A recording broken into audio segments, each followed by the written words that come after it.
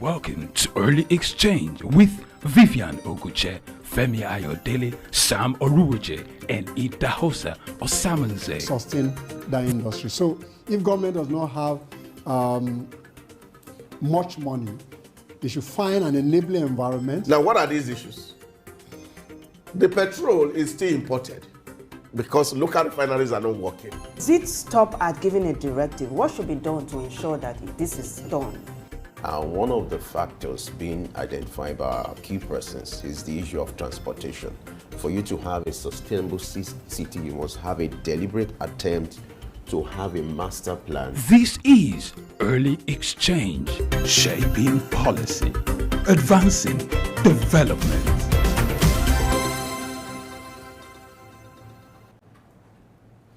Hello and welcome to Early Exchange, where we talk about everything that has to do with business, finance, and the economy. I am Femi Ayodele. As you know, when it comes to Early Exchange, our obligation is to shape policy and advance development with our discussion with our resourceful persons that will be on the show today. And today is not going to be different from what you're used to. Today we'll be looking at the role of research and development when it comes to economic growth. And as you know, we are ready to give you the best. So as you spend the next 3 hours with us, I want you to prepare for the best of programming. Now let's put the train in motion with news updates, and Blessing is standing by to be our pilot. Blessing, good morning. How are you today? I'm very well, Femi. Thank you. Good morning. Welcome to the Morning News Update. I am Blessing Aichi. We'll bring you top stories making the news after this break. Just stay tuned.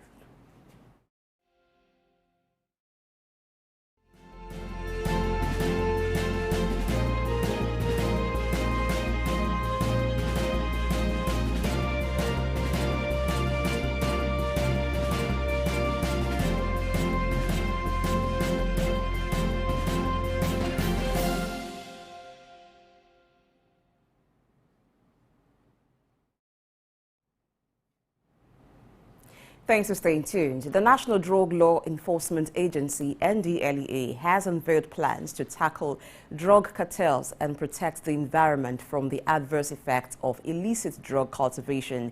Speaking at the third committee session of the 78th United Nations General Assembly, UNGA, in New York, the chairman, CEO of the agency, NDLEA, Brigadier General Mohammed Buba Marwa, retired, noted the need for alternative development strategies that provide cannabis farmers with better options, such as agricultural loans and improved seedlings, thereby reducing the environmental damage caused by deforestation associated with illicit drug production.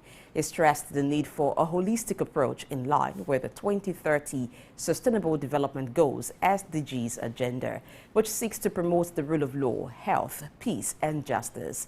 According to him, the NDLEA is also promoting evidence-based drug prevention treatment and care programs and actively involving non-governmental organizations and civil society groups in raising awareness about the dangers of drug abuse.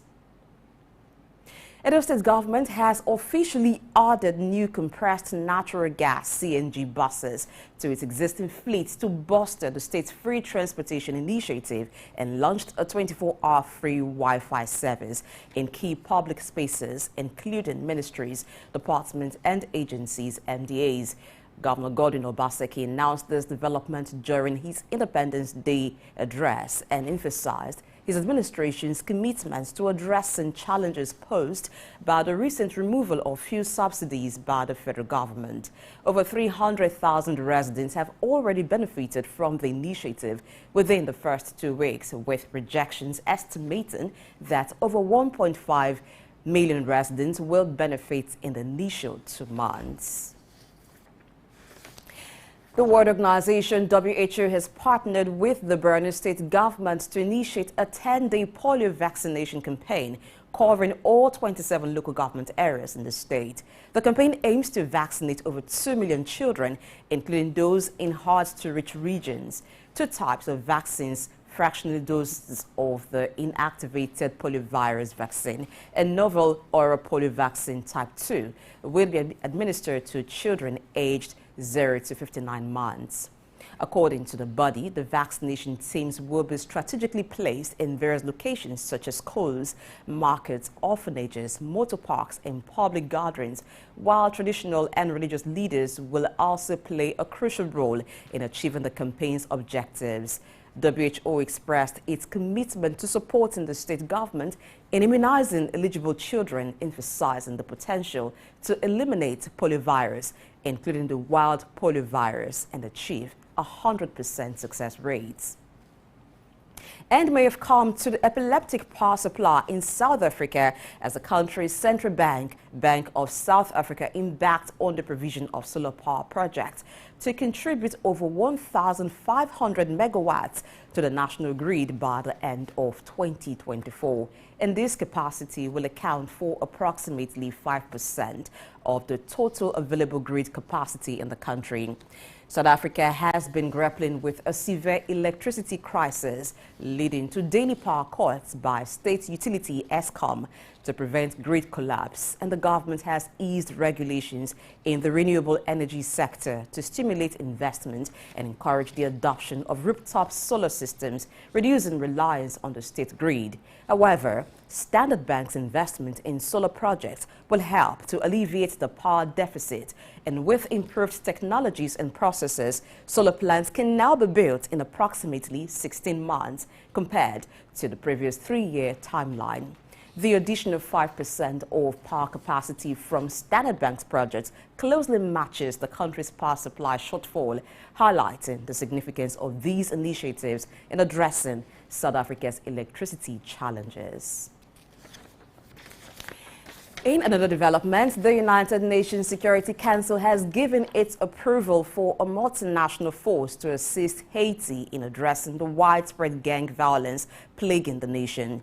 The 15-member council voted in favor of a Kenyan-led mission, with 13 members supporting the move, just as Russia and China abstained from the vote, expressing concerns about Haiti's history with foreign intervention.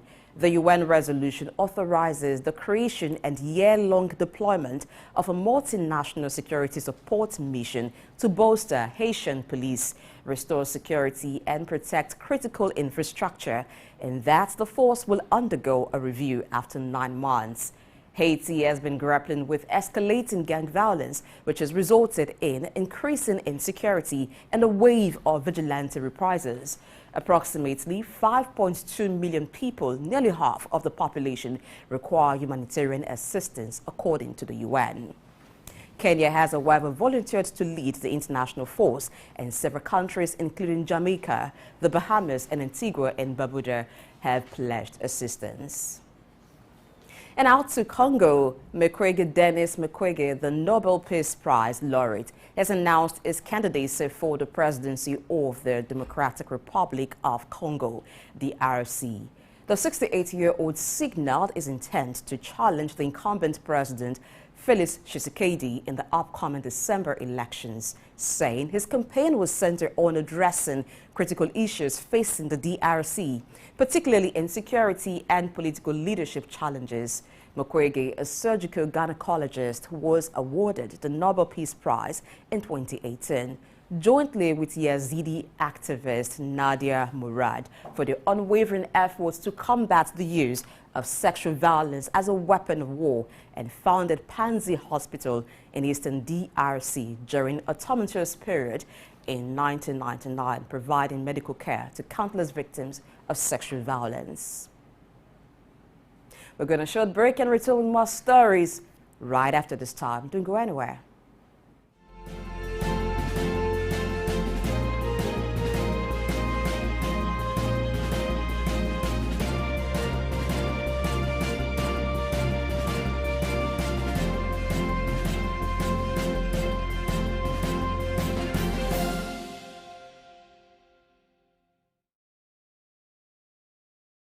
Glad to know you're still with us on the Morning News Update. Now, in a bid to enhance energy ties between Japan and the United Arab Emirates, UAE, Crown Prince of Abu Dhabi and Chairman of the Abu Dhabi Executive Council, Sheikh Khalid bin Mohammed, has met with Takayuki Ueda, President and Chief Executive of Japanese energy company, at the ongoing ADIPEC conference.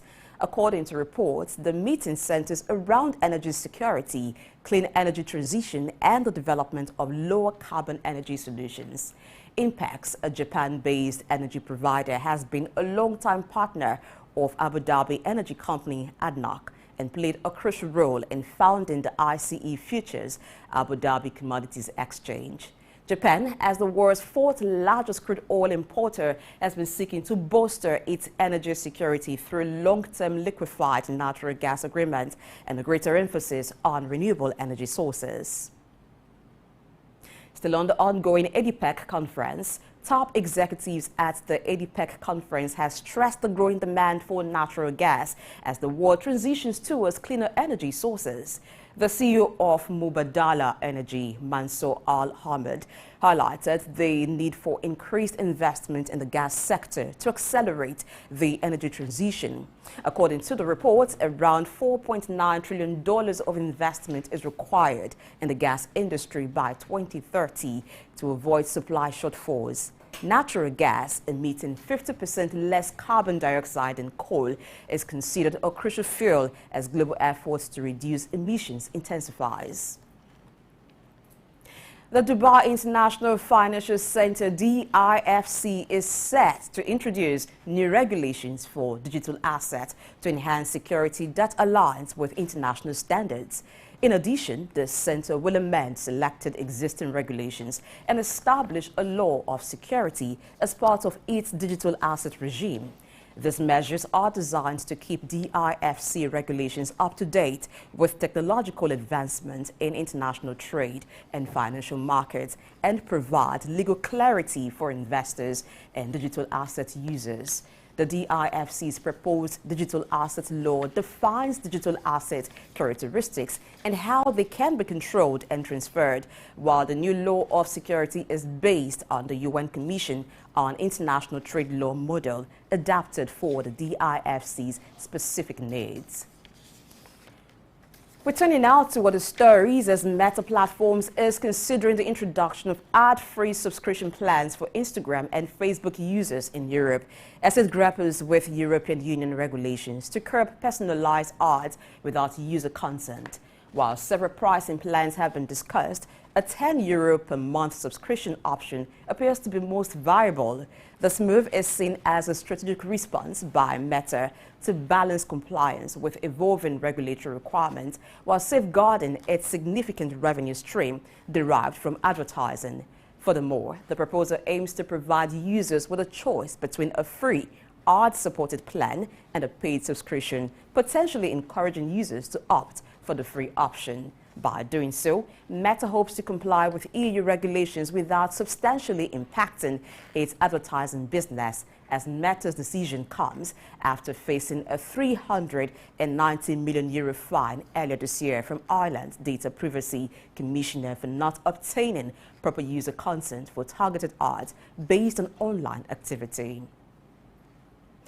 Japanese Finance Minister Shunichi Suzuki says the decisions regarding currency market intervention will be guided by volatility rather than specific yen levels. The statement comes as investors monitor the situation closely, anticipating potential action if the yen breaches the 150 per dollar threshold. Speaking at a scheduled press conference, Suzuki stressed the importance of stable currency movements aligned with economic fundamentals and stressed the readiness of authorities to respond to market developments and warned against speculative moves, especially as the yen hovers near a one-year low against the dollar, just below the 150 mark. Suzuki clarified that currency levels themselves won't be the determining factor for intervention. Instead, the focus would be on assessing market volatility. Now, while his comments had limited immediate impact on the foreign exchange market, traders have been vigilant, mindful of the Japanese authorities potentially taking action given the current yen levels. Prime Minister Rishi Sunak has refrained from confirming the fate of Britain's high-speed railway project Northern Leg, leaving speculation and uncertainty about its construction. At the Conservative Party's annual conference in Manchester, where the second phase of the high-speed train link is set to connect, Sunak faced pressure from business leaders and organizations for a definitive decision, despite some Conservative lawmakers expecting an announcement during his closing speech. Sunak stressed the need for careful consideration and making the right decision for the country regarding the massive taxpayer-funded project. According to Sunak, the project, originally designed to connect London with cities like Birmingham, Manchester and Leeds, is already seen scaling back, and delays have increased its overall cost. Scrapping or delaying the Northern Leg could reduce the high-speed two-rail line between London and Birmingham, with substantial investment already made in the northern portion. In another development, King Philip of Spain has nominated acting Prime Minister Pedro Sanchez to undergo a parliamentary vote for a new mandate following the unsuccessful bid of his Conservative rival last week. Pedro Sanchez announced plans to initiate discussions with major political parties today, emphasizing a prompt start with his Labour Minister Yolanda Díaz, who leads the leftist Summa party. Following an inconclusive general election held on July 23rd, where Pedro Sanchez's Spanish Socialist Workers' Party obtained fewer seats than Alberto Núñez Feijóo's Conservatives, Sanchez remains resolute in his belief that he can gather sufficient support for his candidacy. In Europe, the European Parliament has approved a law that permits measures of retaliation against nations that exert economic pressure on EU member states to alter their policies, citing the case of trade restrictions which the EU claims China imposed on Lithuania.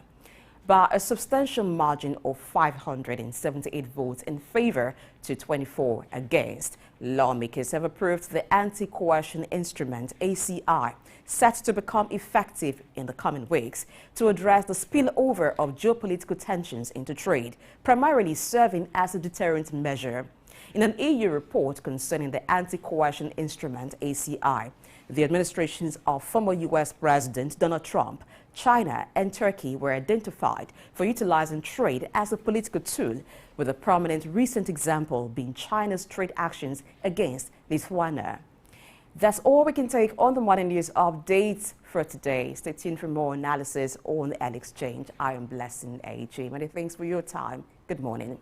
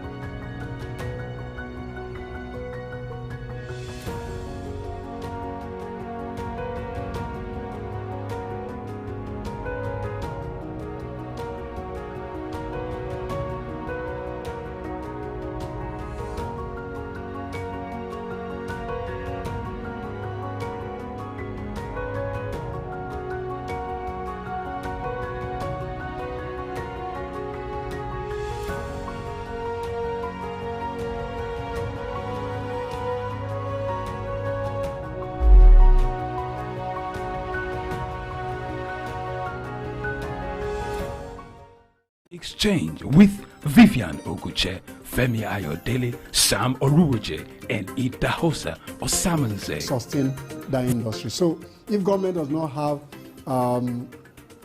much money, they should find an enabling environment. Now, what are these issues? The petrol is still imported because local refineries are not working. Does it stop at giving a directive? What should be done to ensure that this is done? One of the factors being identified by our key persons is the issue of transportation. For you to have a sustainable city, you must have a deliberate attempt to have a master plan. This is Early Exchange, shaping policy, advancing development.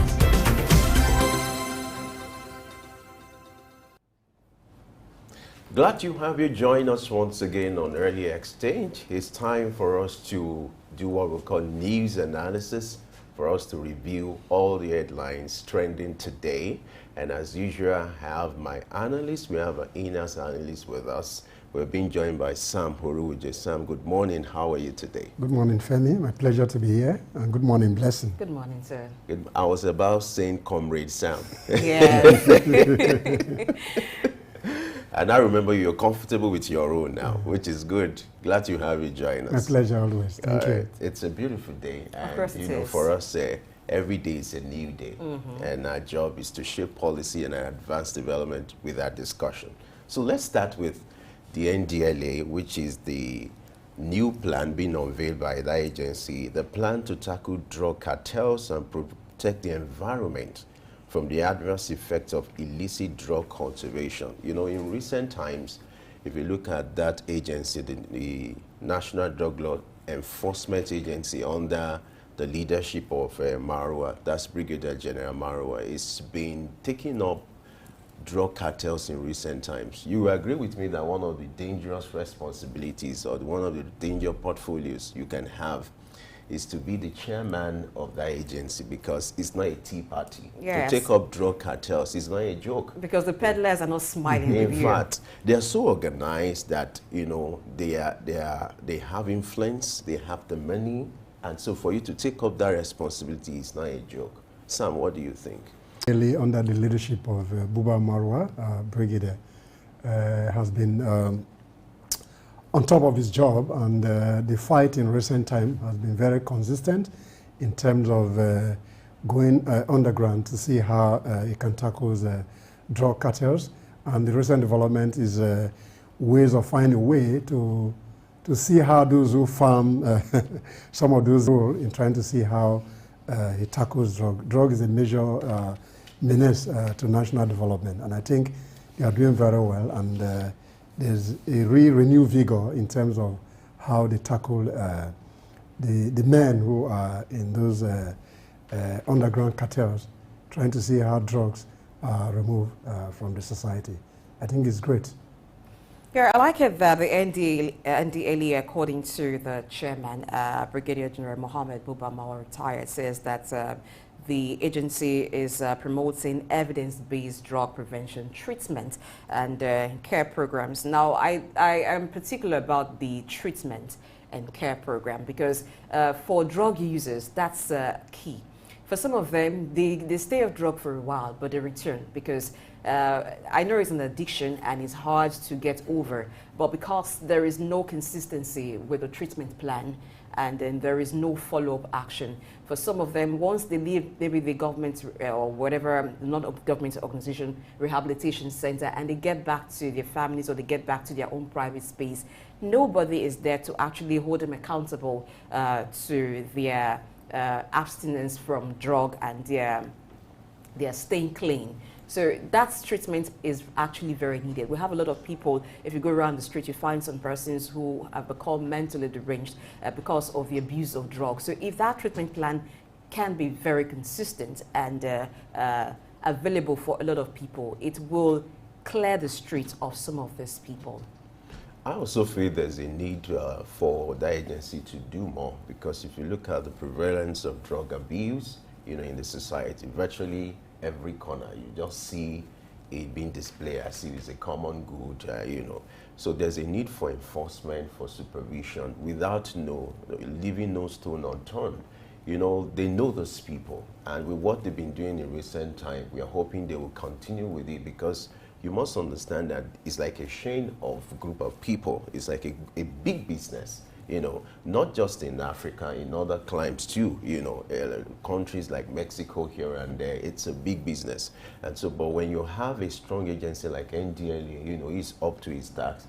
Is a way to deter these people from, you know, going ahead with this kind of business. And I'm happy in recent times, you know, he has shown commitment, he has shown courage, because it takes a man with a strong heart to be able to take up these people. In the past, we've not been recording cases like this, but in recent times, he's been able to, you know, show us that yes, in Nigeria could also be patriotic, could protect the interests of the country. And I hope he continues in that light. Talk about round pegs in round holes. Round holes, yeah, that's just the advantage.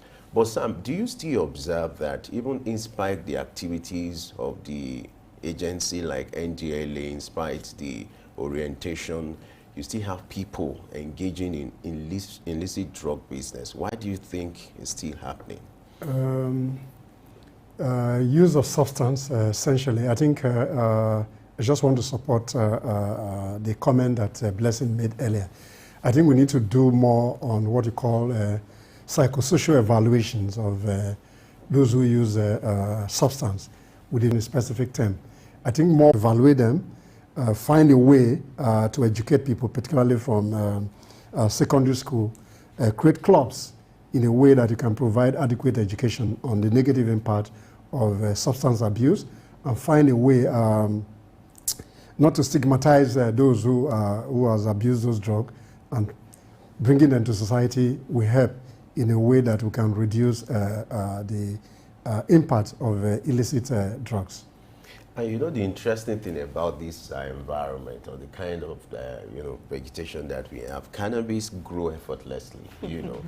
And that's why, you know, it's a controlled thing. It's a controlled kind of farming. It's not for Dick and Harry. It's not for everyone. It's just for, you know, a selected few. And because it's being used for research, being used for scientific reasons. And that's why it's not left for, you know, but because it's something that has to be done. And that's why the agency is also coming up with another special loan package for improved seedlings, in order to be able to help, you know, cannabis farming, so that these things can be used positively to the growth of the society.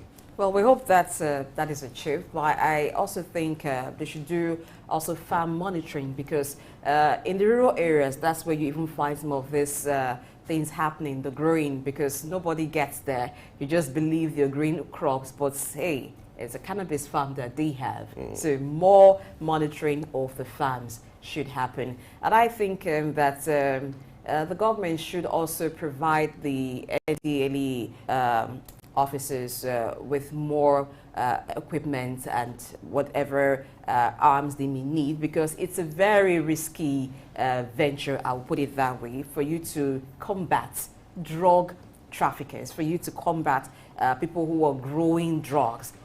It's very dangerous. So they too need protection. Yeah, so we have to say kudos to them, yes, and let them keep up the good work. Yes.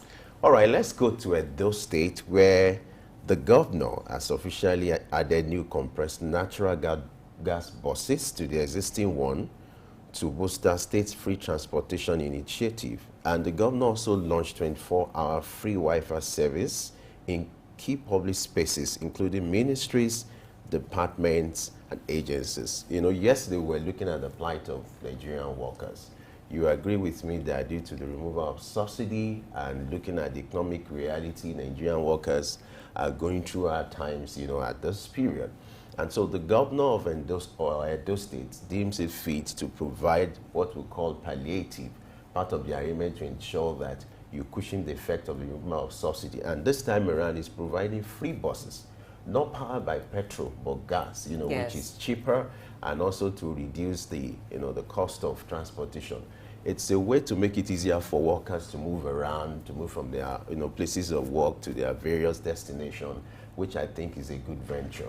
And I hope other states' governors could also copy this, because the truth is, Nigerian workers are really struggling. With what we had yesterday, we had an extensive discussion looking at the plight of Nigerian workers. And if you go to various states, to even come to work every day is a challenge. It's a challenge, yes. yes. You know, But what do you think about this development?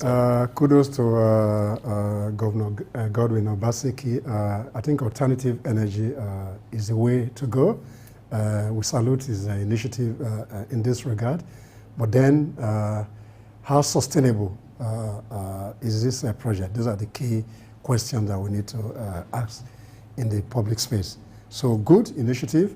How sustainable? We salute his courage for doing this, and we pray that other governors will imbibe his own ideas and see how that can be replicated in some other states.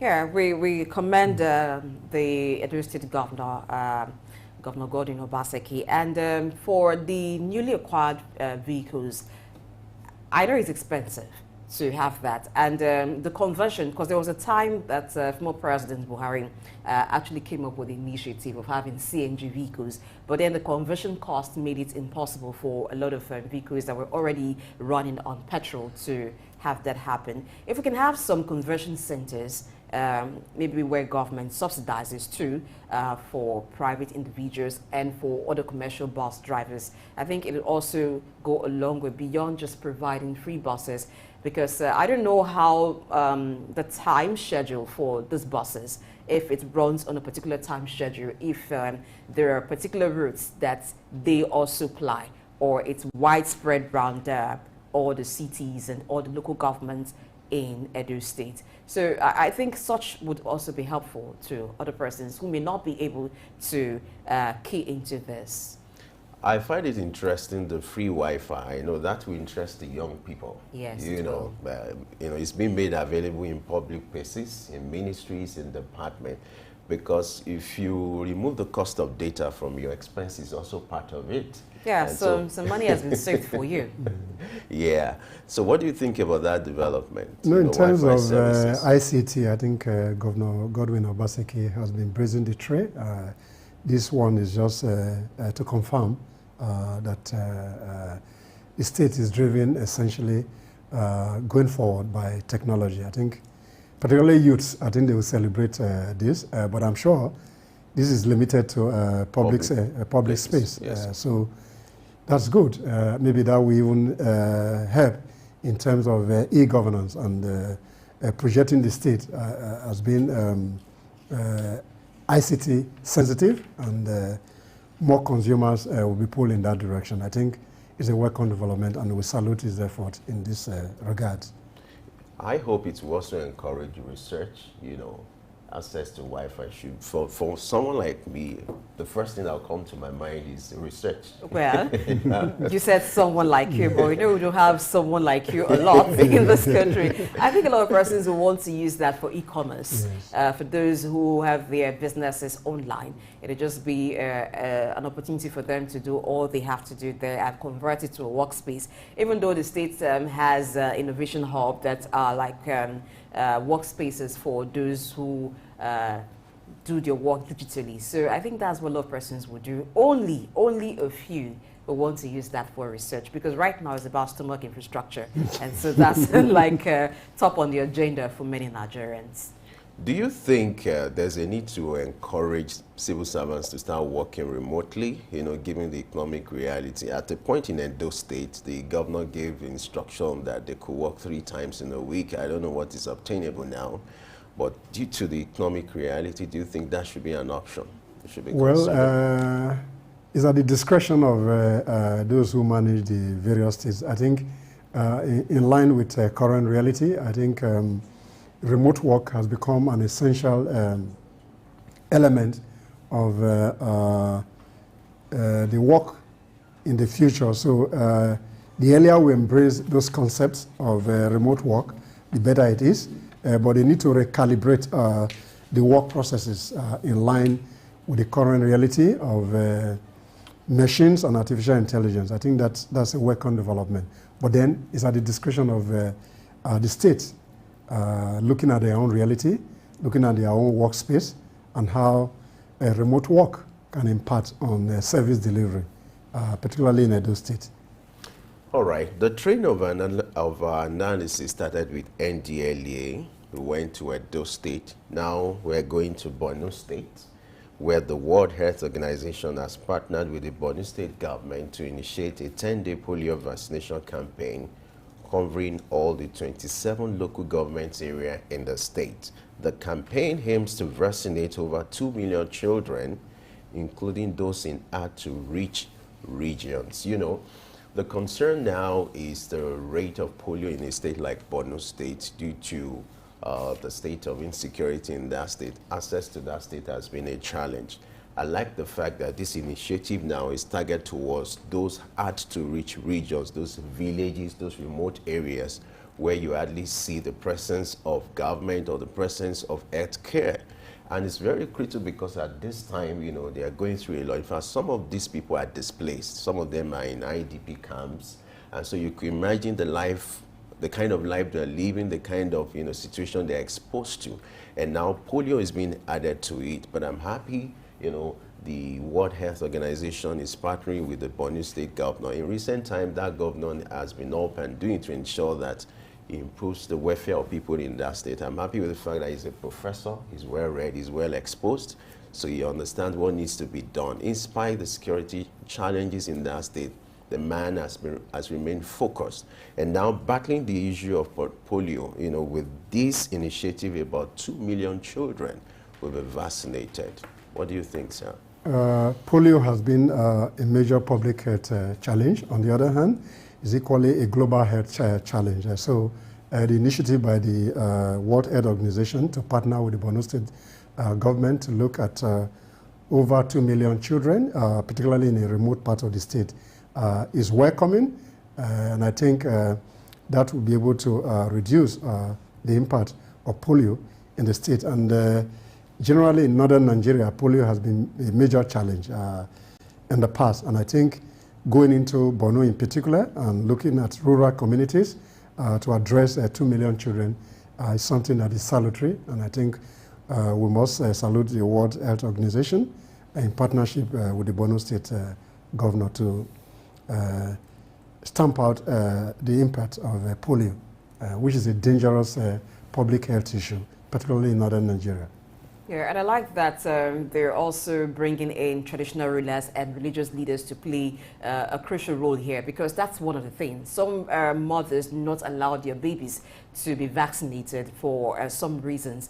So when your traditional ruler tells you or speaks to you about this, yeah, they're more receptive to that, or your religious leader talks to you about it. So they need the effort of these key people, these key leaders, to achieve success in the campaign. Now, looking at the deformity that polio causes, it's a lifelong deformity. So they should have pictures that are convincing to tell mothers, to tell those who are still keeping their children from being vaccinated. This is what you expose your child to when you don't allow vaccination. And we hope that they're able to eliminate polio from Nigeria completely. I like the fact that the religious and the traditional leaders are being carried along, because there's this practice over there where you don't just, you know, get to their homes, you don't just gain access anyhow. There's what we call bashiga. They call it bashiga. In Hausa, that means don't enter. So, but when you involve the local, their leaders, their religious leader, that gives them confidence because they see those people every day. They believe more in their leaders than whoever is coming from any part of the country, because these are people who are part of them. You know, they're like authority. They see, they mingle with every day. So I'm happy that they're involved in this. It means those far to get area will also be targeted, and this will achieve the purpose intended. So we hope the Borno State governor will continue in this light. All right, what a way to wrap up our news analysis today. Sam, thank you so much for joining us on this segment. Thank you very much indeed, Femi, and blessing. You're welcome, sir. We'll go on a short break. When we return, our discussion for today we kick off. Stay with us.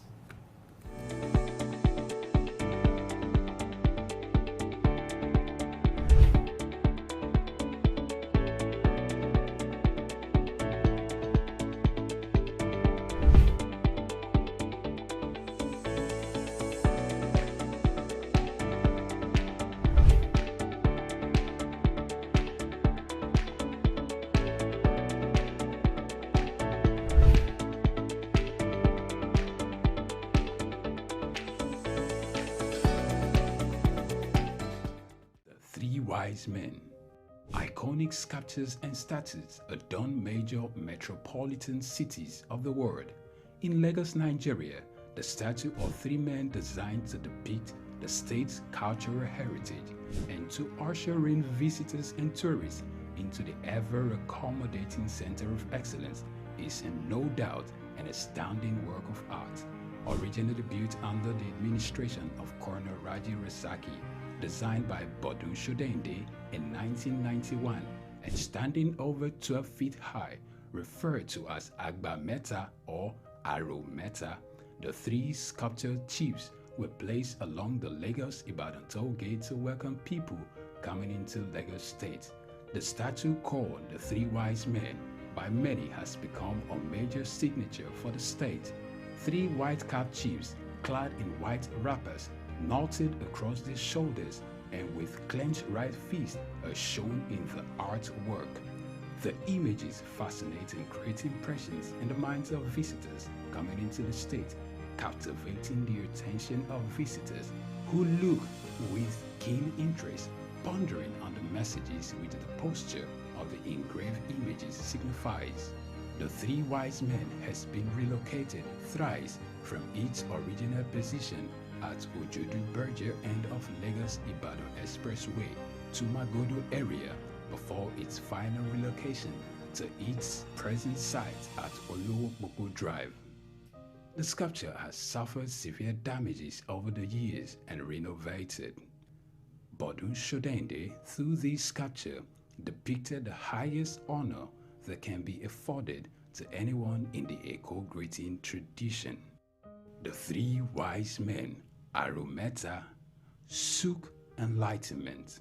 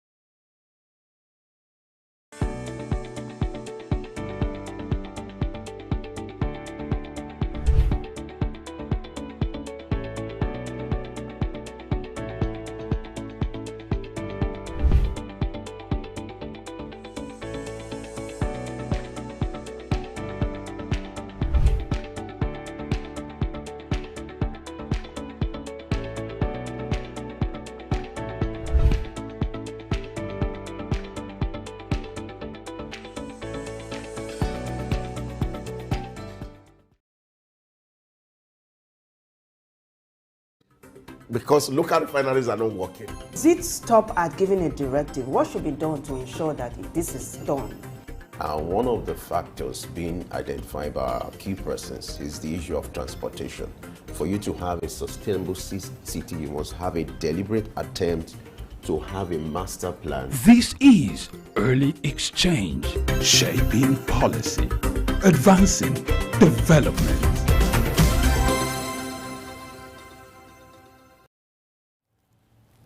Many thanks for staying with us on Early Exchange. Today, our focus will be on the role of research for economic development. So, how important is research, and what are the areas in which current research is focusing in Nigeria? How will they enhance economic growth? These are the issues for discuss today, as we'll be talking with Kenneth Bitrus David, who is the founder Pharmafluence Education Advancement Network, PN. So we'll be looking at the pharmaceutical industry, oh yes, where people fall ill and then they go to the hospital, doctors prescribe drugs for them. And so what is this sector doing? What are the research ongoing in this sector to ensure that the drugs that are needed to combat illnesses that some Nigerians have to deal with or come down with are provided? But before we get to that, let me ask Femi. Femi, when was the last time you had to visit a drugstore and then you asked for a particular prescription and then he told you it wasn't available, and then you asked why. What was the response? I am trying to, wrap my hand around it, but I remember the last time I visited should be some months ago. Okay. And interestingly, what I ordered, I got it. Okay. I didn't have a session of what I ordered versus what I you get? Okay. You can imagine that.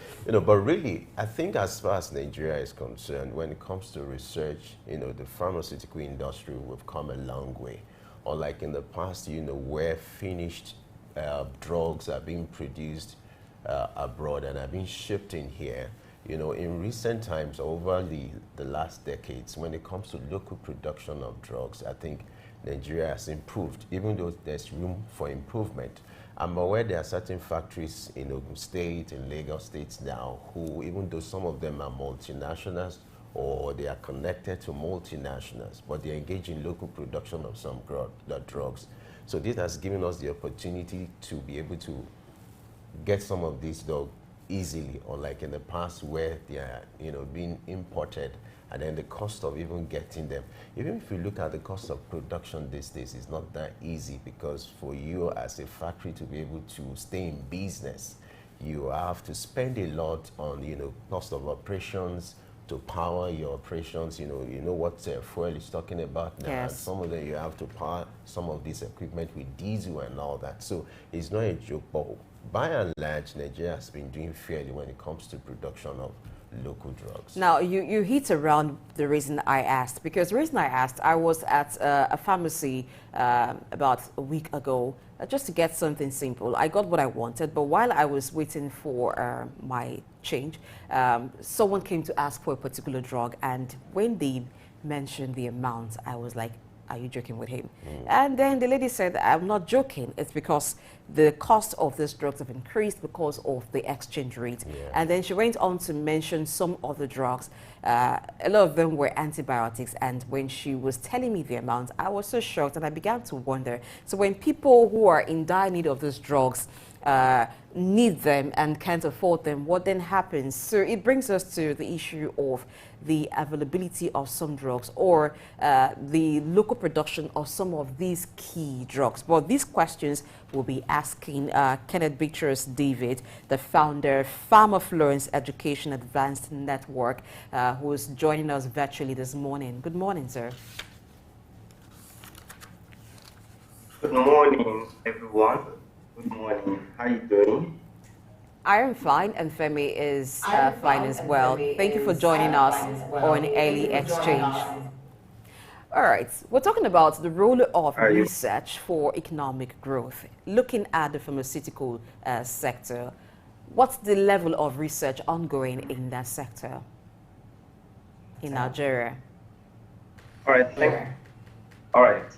So thank you very much for that wonderful question. I actually enjoyed the experience you shared regarding your recent experience at the pharmacy. Now, I am also shocked about the rate at which things are extremely expensive right now. I could remember there was an antibiotic that used to cost about 4,500 naira, but now it's about 18,000 naira. And there's one that is about, it used to be 5,000, but now it's about 28,000 naira, and that's really on the high side. So research and development is something that's extremely important, and we'll be looking at ways of improving the local production of pharmaceuticals, so that they will be easily accessible to people at an affordable prices. So currently in Nigeria, there are lots of research ongoing, both in the academia, in research institutes like NIPRI, that's National Institute of Pharmaceutical Research and Development, some pharmaceutical companies, as well as other private organizations. So a lot of research have been conducted at the moment. All right. The pharmaceutical industry in Nigeria is estimated to be worth about $1.5 billion. I would like you to talk to us how far this industry has gone when it comes to local production.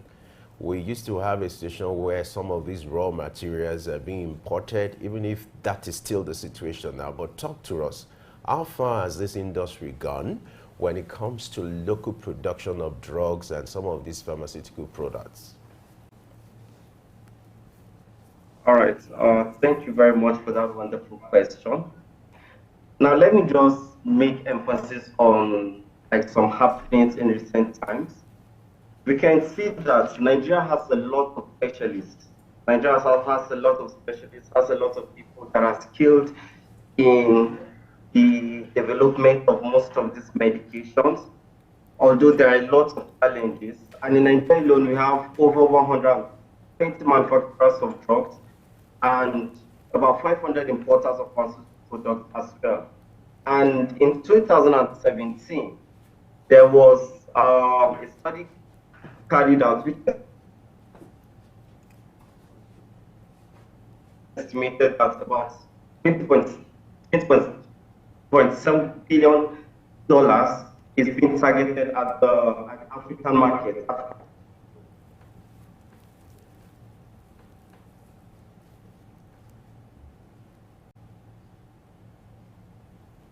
Like I made mention, and this, an indigenous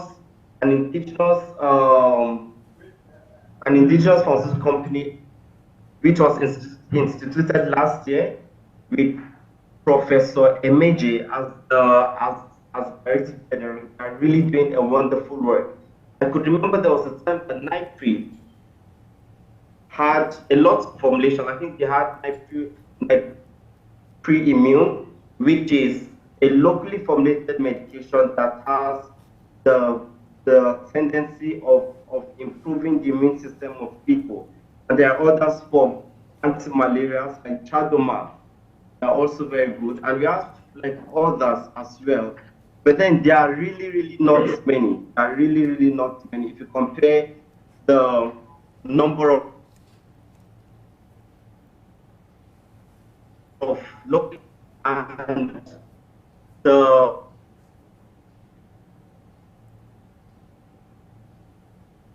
market over the locally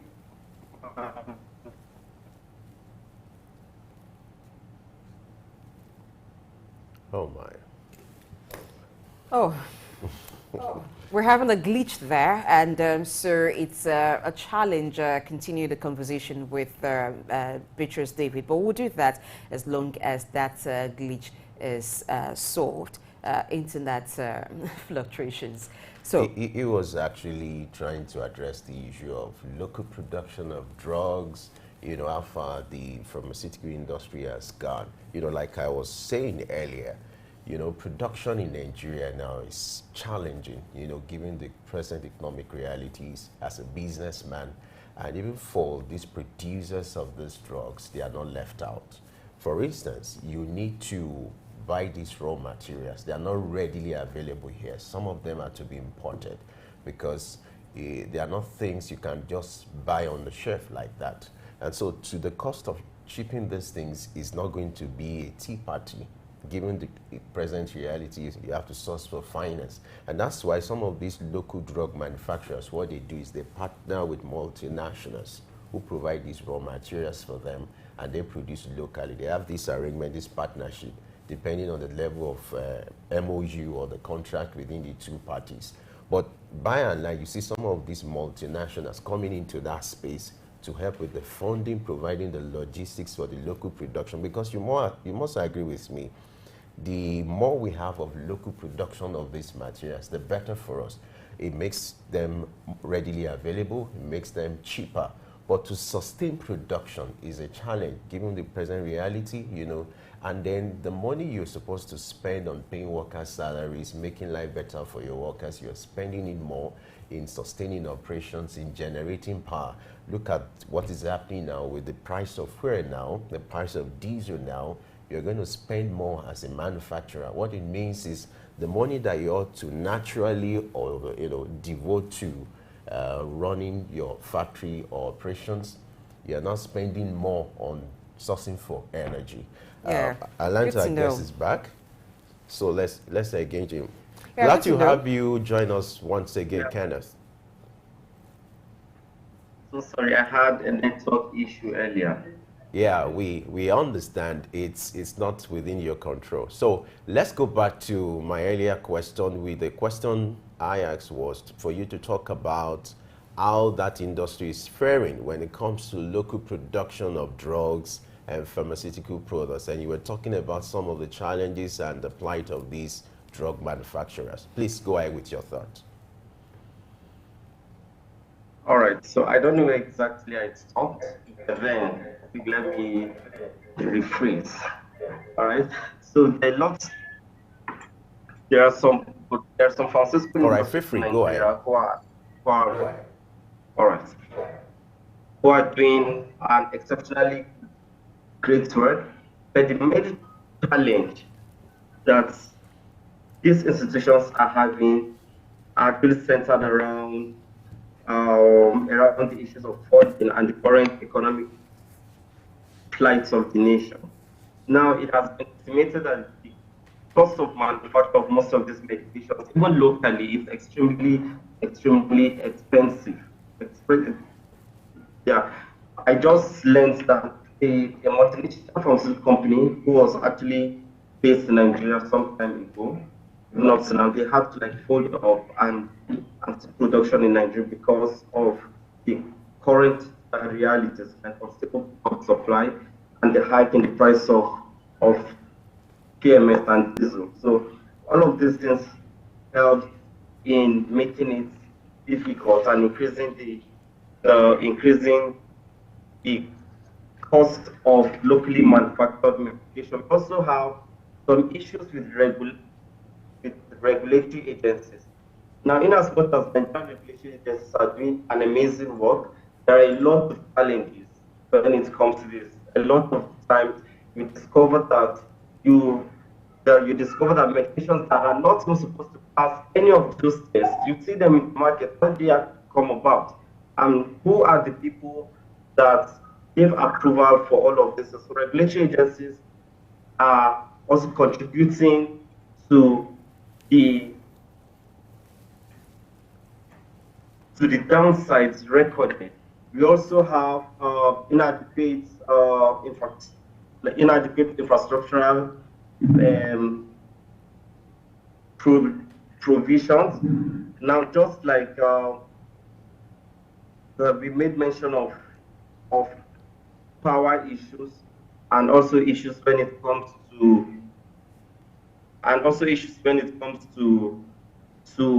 electricity. We also have issues when it comes to like human development.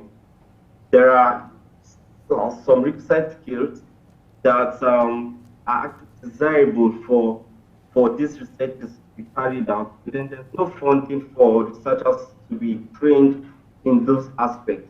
Now, it interests you to know that research and development is a very, very important thing. It's the life wire of any pharmaceutical industry. And it usually takes years. In fact, for a new drug to be produced, it usually takes about an average of 20 years, and it takes not less than $20 billion for a single medication to be produced. So it's a lot of money. And in Nigeria, the health sector is poorly funded, and these are some of the issues that are affecting the availability of locally manufactured medicines. All right, before we look at why we have those issues, because you've mentioned a lot of issues, you've talked about the duration of time that it takes to develop a new drug, 20 years, that's 2 decades, a very long time. But let's look at the potency of the drugs that are being manufactured in Nigeria. Where you have a particular drug that treats an ailment and you have foreign brands too, and someone gets to the drugstore, sometimes, especially when the money is available, the request is first for the foreign brand before the local brand. And even when they're offered the local brand, they tell you, oh, no, because there's a disbelief in the potency of that drug. Why do we have a situation like that? Does it have to do with a mindset, or it's a real factor or a real issue? All right, so thank you very much for that wonderful question. I was actually privileged to work at a multinational pharmaceutical company in the UK, and I've also seen how things are done in Nigeria, so I actually know the difference. I've actually tested both scenarios. I can tell you for sure that we have pharmaceutical industries in Nigeria who are actually doing a lot of work and amazing work. That the formulations are extremely good. But we also have industries in Nigeria whose formulations are actually nothing to write home about. So I won't actually say it is as a result of mindset. Yeah, mindset is there, but then it's actually one of the realities. I know that like like foreign companies now even foreign drugs, like foreign medications, it's not from all companies that are of high reputation. We have to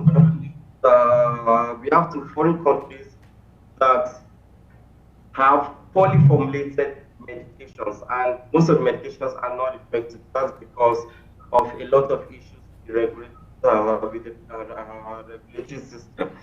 So the issue of efficacy of locally manufactured medication against foreign or imported medication is a thing of personal interest. So now take for instance, we have I don't want to mention the name of any pharmaceutical company, but we have some pharmaceutical companies here in Nigeria that are doing an amazing work, and most of their formulations are of high standard. I was opportunity to be part of a research team that assesses the efficacy of most of these medications here at the University, State University. And I can see that the bioequivalent of these locally manufactured medications are actually high as compared to like even foreign they, as, as compared to their foreign counterparts. All right, but then on an average, formulations or medicines that are imported from high income companies, most of the time they have a very high standard as compared to some of the locally manufactured medicines in Nigeria. I would like to find out from you, and I would like you to do more, analysis and also give us, insight into the kind of research you think should be prioritized around this time. Looking at the peculiarity of our X sectors, the earth issues, the ailments peculiar to this environment. What kind of research do you think should take place at this time, if you're in position to suggest? All right, so if I'm in a position to suggest, I think more research should be carried out on infectious diseases. Infectious diseases are actually diseases that are caused by microorganisms or infection. Yeah, by microorganisms. So if you observe, most of the death recorded in Nigeria as a result of of infectious diseases. In malaria, you see typhoid fever, you see a lot of other infectious diseases, and so if a lot of research is if a lot of funds is invested in research that targets infectious diseases, it would go a long way in reducing the mortality rate of Nigeria and even increasing the life expectancy of Nigerians. And it is not only about the medication. We also have to look at research that targets preventions as well, because it's actually cheaper to prevent than to cure. So prevention is very, very important. So research, so funds should be invested in research that helps in prevention of infectious diseases, as well as in a in discovering medications that would help in its management. Now we have a lot of herbal medications. We have a lot of trees that are of medicinal importance. A lot of them, like this dogoyaro neem tree, as a director indica, it has a lot of medicinal purposes. So the if only the if only the different isolates would be like isolated and then developed, you have a lot of locally manufactured medications And that's actually because now that most of the time, if like in rural areas, you discover that they don't have access to quality like healthcare system. They don't have the luxury of obtaining conventional orthodox medications. But then when many of them get sick, they look for plants, and they discover that the plants are very, very effective in the management of these minor diseases. So the money should be invested, and time should also be invested in research that target infectious diseases. In developed countries, they actually target, they actually invest in research works that has to do with pharmacogenomics. Now, pharmacogenomics is is a, is a branch of science that deals with the discovery of of of the discovery of the discovery of a discovery of the genetic profile of an individual, and then targeting or formulating or giving a medication that would have minimal side effects on that individual with an increased efficacy. So the major research that should be conducted in Nigeria should be one that targets infectious diseases.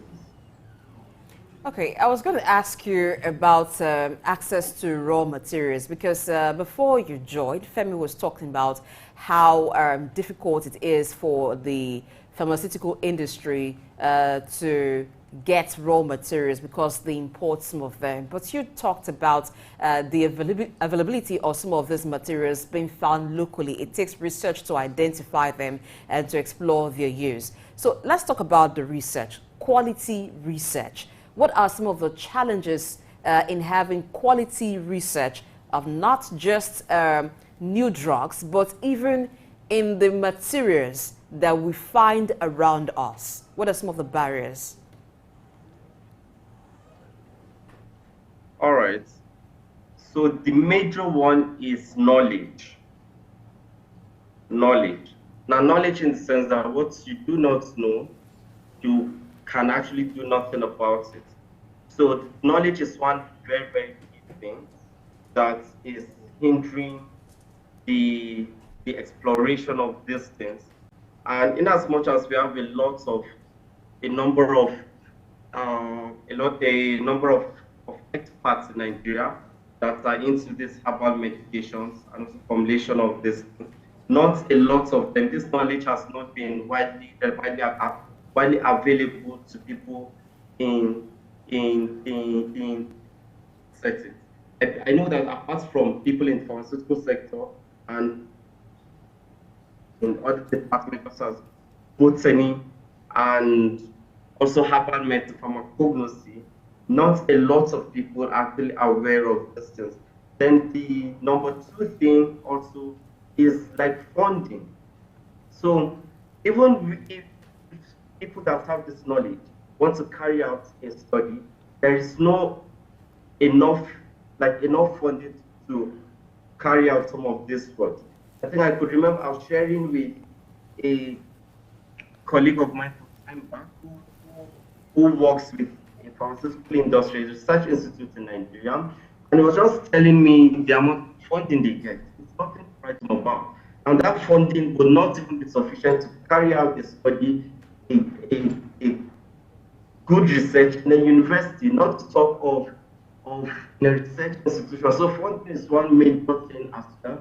So I'm actually calling on the government and other private sectors that have that are in a position to help, to actually help in promoting and funding of pharmaceutical research, because we have a lot of materials on ground, and then they cannot be, like, most of them are not, like, they are not harnessed.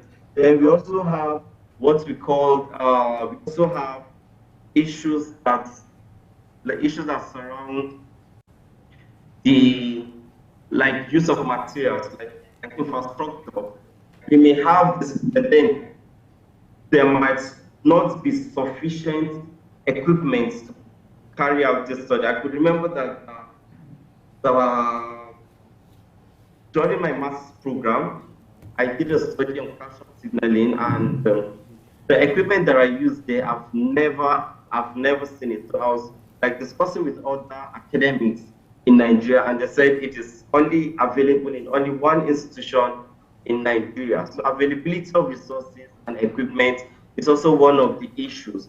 And all of these things can be solved if there is proper funding and proper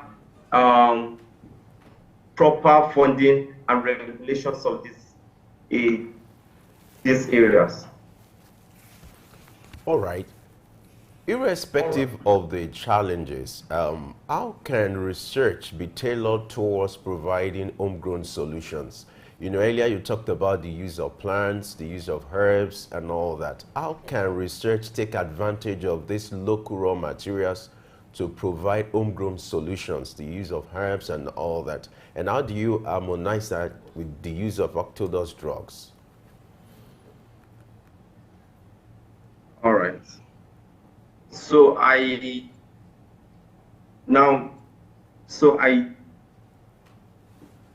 advise that research should not be left only for pharmaceutical industries alone.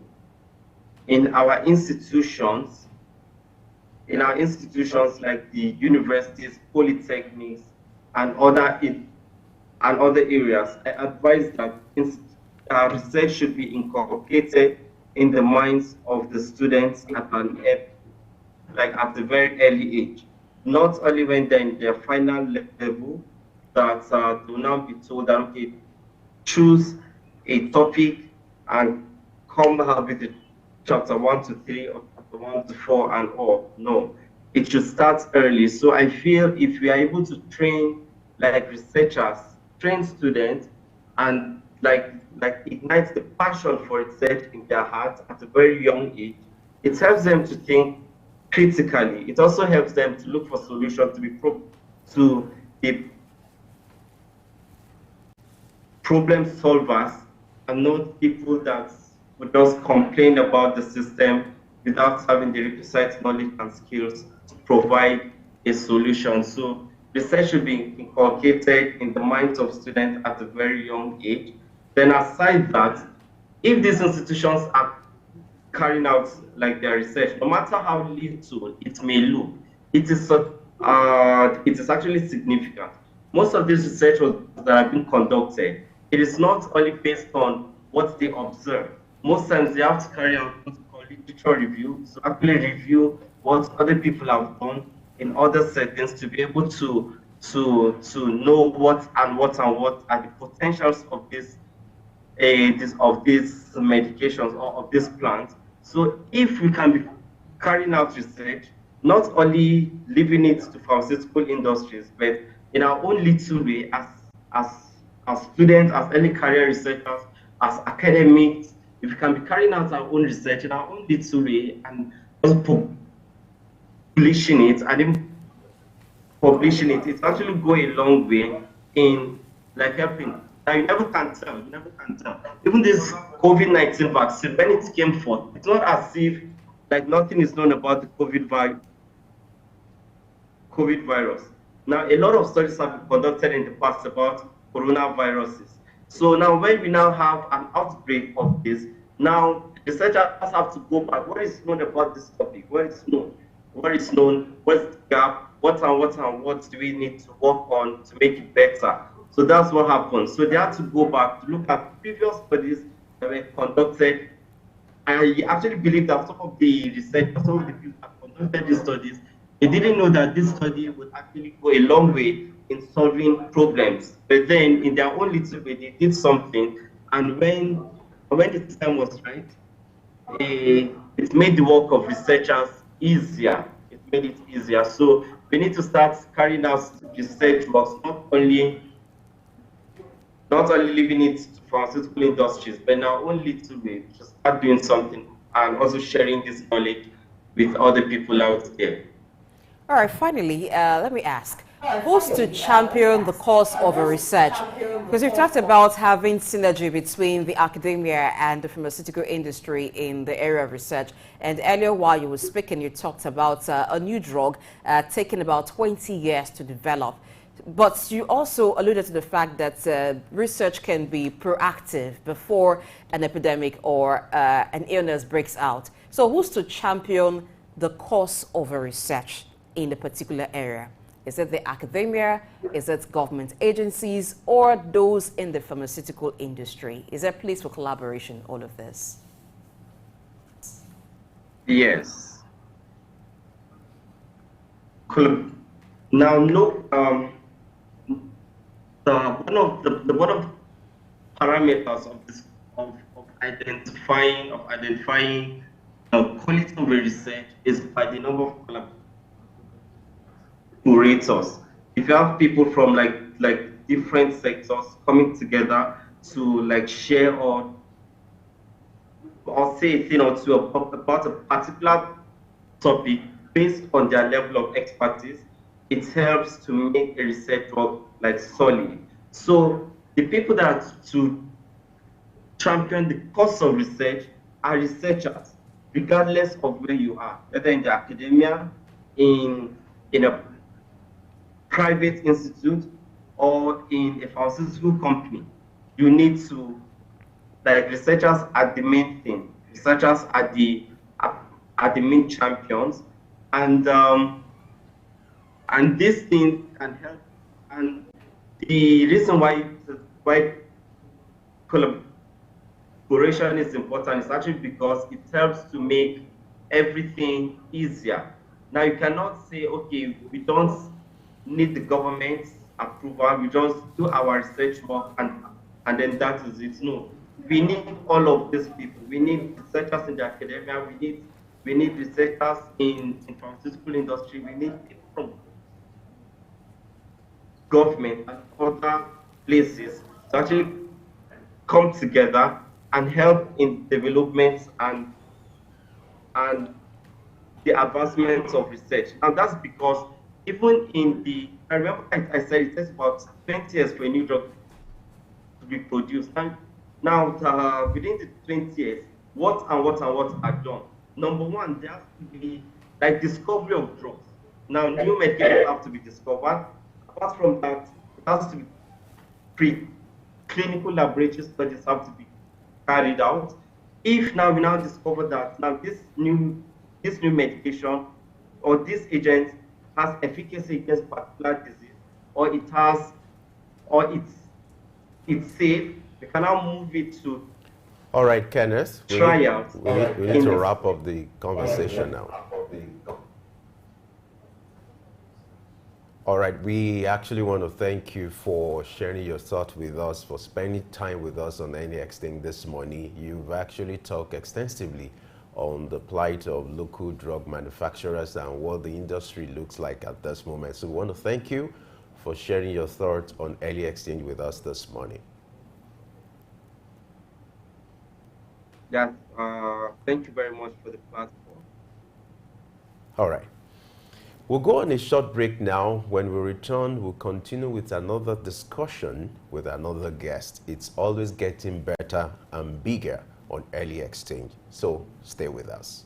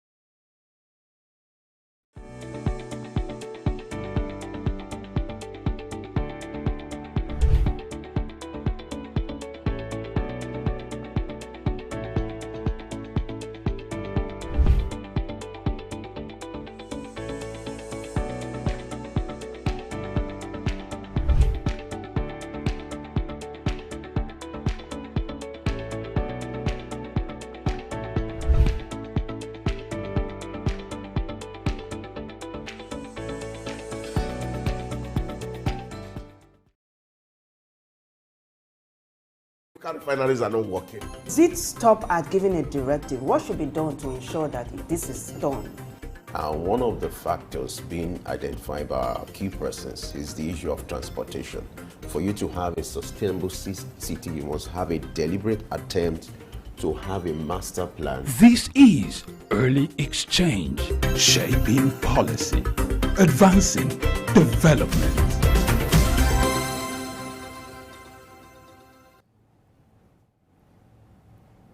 It's still early exchange, and I can always say our obligation is to shape policy and advance development. With our discussion, we've been looking at the role of research and development. You know, earlier we talked about the pharmaceutical industry, some of the challenges being faced by local drug manufacturers, some of the researches, the research projects and works that were being done. And we had our guest earlier, Kenneth, who talked about the plight of these local drug manufacturers. Now we want to look at health services, you know, and technology when it comes to the health sector. What are the desired services? How far has Nigeria gone when it comes to offering services compared to other clients? Then we are going to look at the trend of technology, how much of that has been embraced when it comes to the health sector. And we will do that immediately after this short break. Just stay with us.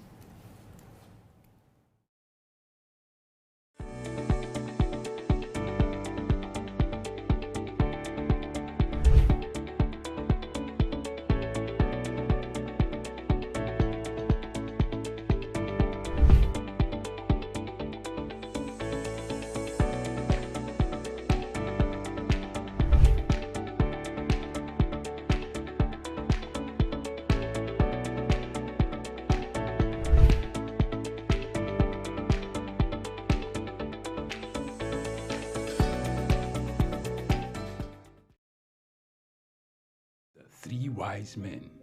Iconic sculptures and statues adorn major metropolitan cities of the world.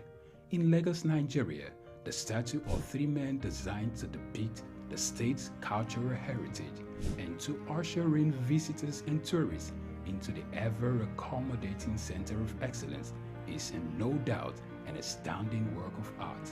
Originally built under the administration of Colonel Raji Rasaki, designed by Bodun Shodende in 1991 and standing over 12 feet high, referred to as Agba Meta or Aro Meta, the three sculptured chiefs were placed along the Lagos-Ibadan toll gate to welcome people coming into Lagos State. The statue called the Three Wise Men by many has become a major signature for the state. Three white-capped chiefs clad in white wrappers knotted across their shoulders and with clenched right fists are shown in the artwork. The images fascinate and create impressions in the minds of visitors coming into the state, captivating the attention of visitors who look with keen interest, pondering on the messages which the posture of the engraved images signifies.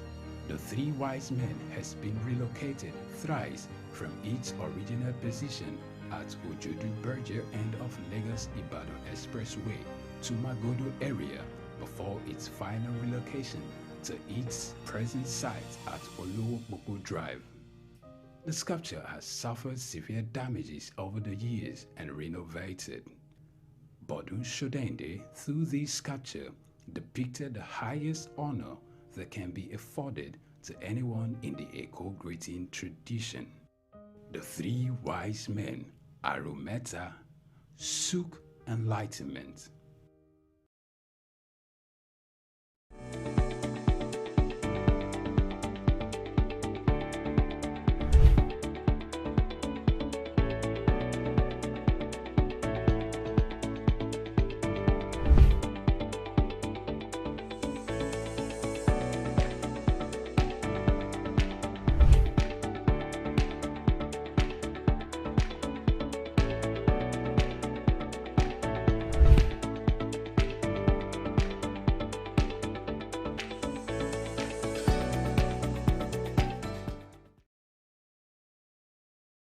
Should be done to ensure that this is done?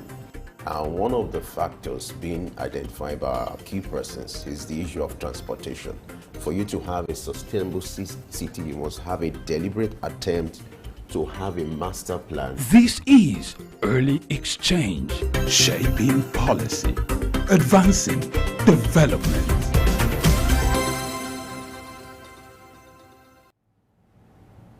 Glad to have you join us on Early Exchange. Once we know you're always there with us, it excites us to always do more. And that's why we want to focus on the next discussion, talking about healthcare services and technology.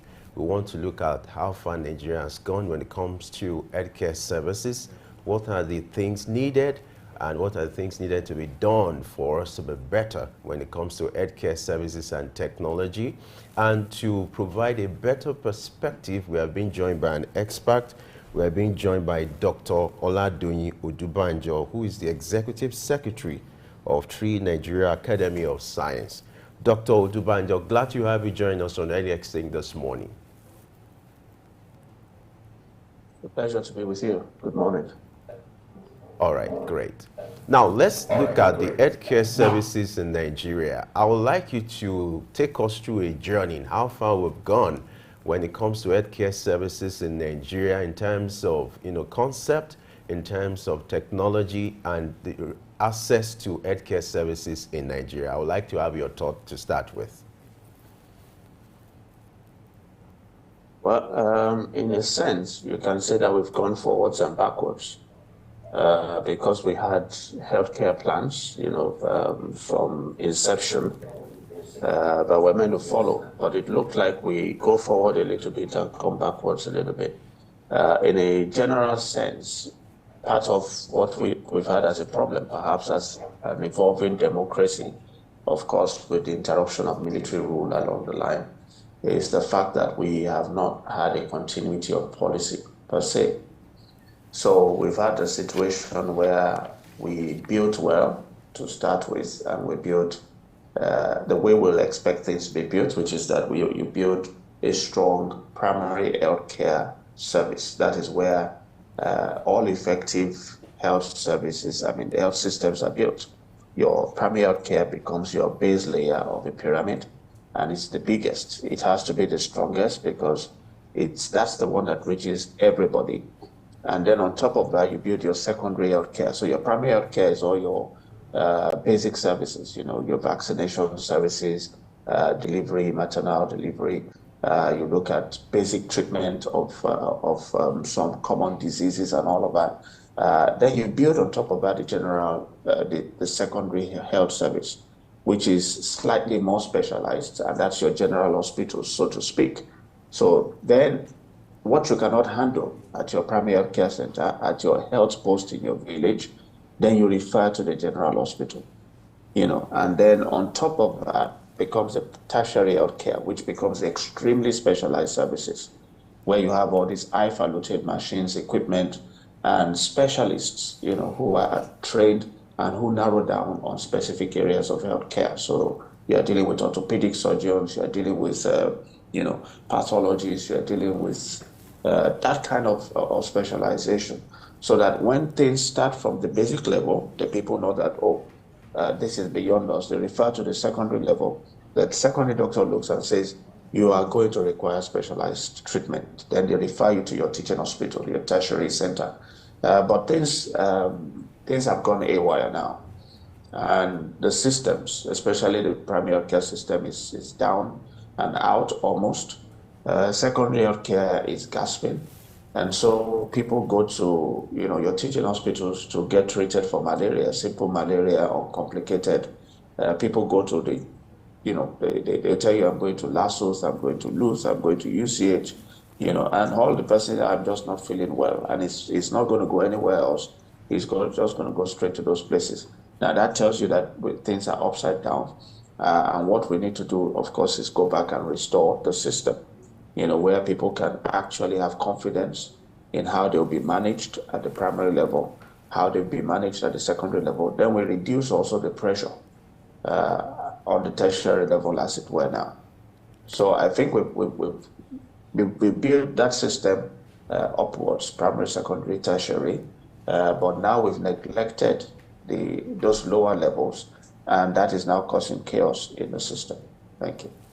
All right, so in rebuilding the system, having the primary healthcare service, the secondary healthcare level, and then the tertiary healthcare service, which deals with specialized issue functioning, there are new innovations in healthcare service. So along what line should that restructuring be? Give us some examples of how the healthcare system in Nigeria would need to be restructured considering the new innovations in healthcare service delivery. Well, again, I'm not sure what you mean by new innovations. You didn't give me a specific example. Okay. Now in healthcare service, we find some new innovations like telemedicine and some others like that, right, that has kind of brought patient care either to them or made it in a different way according to global best practices. So if we had to restructure our healthcare system, give us example of what the focus should be as we update our healthcare system using artificial intelligence, using technology. Okay, right. One of the things we have to know is that technology, yes, tends to improve things, but it's not without side effects, so to speak. And you use technology to improve what is already working, okay? You can't use technology to improve what is not working at all, in a sense, that is. If, for instance, I were to look at somebody who's in a coma for instance, there are monitoring devices. Your wristwatch can monitor your health indices, your blood pressure and what have you. But if you were virtually unconscious and dead, getting you that kind of wristwatch would not be the place to start. So I think the place to start, because your question is rebuilding, is for us to go back and look at our basic definitions, okay? One of the problems also with technology is the cost of implementation. Now, overall, you can argue for cost effectiveness and say on the long run, if I implement some of these things, they're going to save me money, correct, maybe. However, the cost of actually implementing is higher, and that may serve as a stumbling block for me to even implement, to start it at all, okay? So where do we start from? Is to go back and look at it. What is our basic provision necessary provision at every level? How many nurses do I need to have, or healthcare workers do I need to have in general at that primary healthcare level? Depending on where you live, for instance, what I'm talking about is the fact that if you woke up and you had a fever and a headache and you didn't feel too well, we need to build a system that enables you to walk down the road to that public primary health care center that you walk past probably most times now. Sometimes people don't even realize it's there, but we want you to walk into that place confidently, and be sure that you're going to meet a healthcare worker who's adequately trained for that level. And what that adequate training means is that that person knows how to identify that basic problem you have and say, oh, this is probably this, and then knows which test can be performed at that level to confirm what he or she believes it is, knows what to prescribe to you, and you get better, or what treatment to give you and you get better. That person also has that basic level of service to provide for you there, and that gives you the confidence to go there. But not only so, that person also knows the limits to be able to say, from what you are presented with, I'll have to send you further down the road, to the general hospital. Now, again, there they can send you further down the road. Now, when you take the specific example of telemedicine, the kinds of things that you do with those things is that you now begin to deal with shortages or with problems of access. Okay, you want to curtail or you want to address a problem of access. So when you are at that general hospital or wherever now, and they know that they cannot manage it, they need a specialist. They need somebody more specialized to review your case. And that specialist, for instance, they have only one in Lagos, or they have only 5 in Lagos, or the person they even have has traveled. You want to be able to access that person wherever he is, wherever he's working, and without you having to travel because you have said, I cannot afford to go there, I don't have the money. The man also cannot afford to be or to come to that center where you are. However, we can schedule something for you and say, if you come back on Thursday morning at 10 a.m., the man is going to be in front of a screen somewhere. He's going to review, he's going to speak to you just as we are speaking now. He's going to speak to you. He's like you were in his consulting room. He's going to review the tests we have done. He's going to review everything, and he's going to prescribe his treatment. So that's what you do with that kind of technology. Now, what's also happening, for instance, with AI is that people think that, oh, we can simply use that and substitute for the healthcare worker. And that's not really so. So, for instance, you can go on Google and put in your symptoms and say, what is wrong with me? And then it tells you something. The problem is that that may be correct sometimes, but also may be wrong sometimes. And that human touch of the ability to tell the difference between what the doctors would call differential diagnosis may be a problem for you using AI in that method, in that way. So it's something that we need to use, but we have to rebuild our foundations to a certain level for us to now plant the technology on top of it appropriately. All right, you talked about the issue of foundation. Now let me take you back to the question asked earlier, which you made some submissions. I would like you to give us insight into the state of primary health care in Nigeria now, to secondary, to tertiary.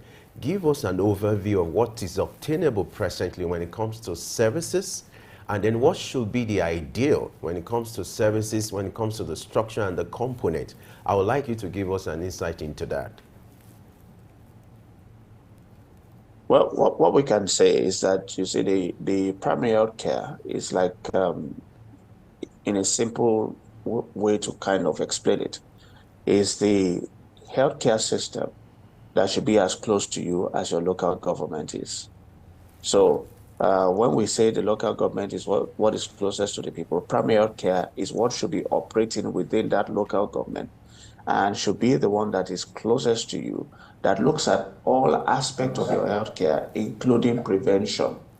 Okay, so the primary healthcare has services that are concerned even with your housing, because housing will affect health. If you don't have proper housing being done, if houses are not built to certain specifications, you will have a problem. If the way we are building, for instance, and everybody is building, and nobody is checking out the fact that everyone who builds is putting a borehole, but how close is that borehole to the next man's what do we call it, pit, waste pit in his house, we're going to have problems because that waste pit is going to seep into the borehole next door, and those people in the house next door are going to be sick. So again, who is looking out for your vaccination, immunization of children?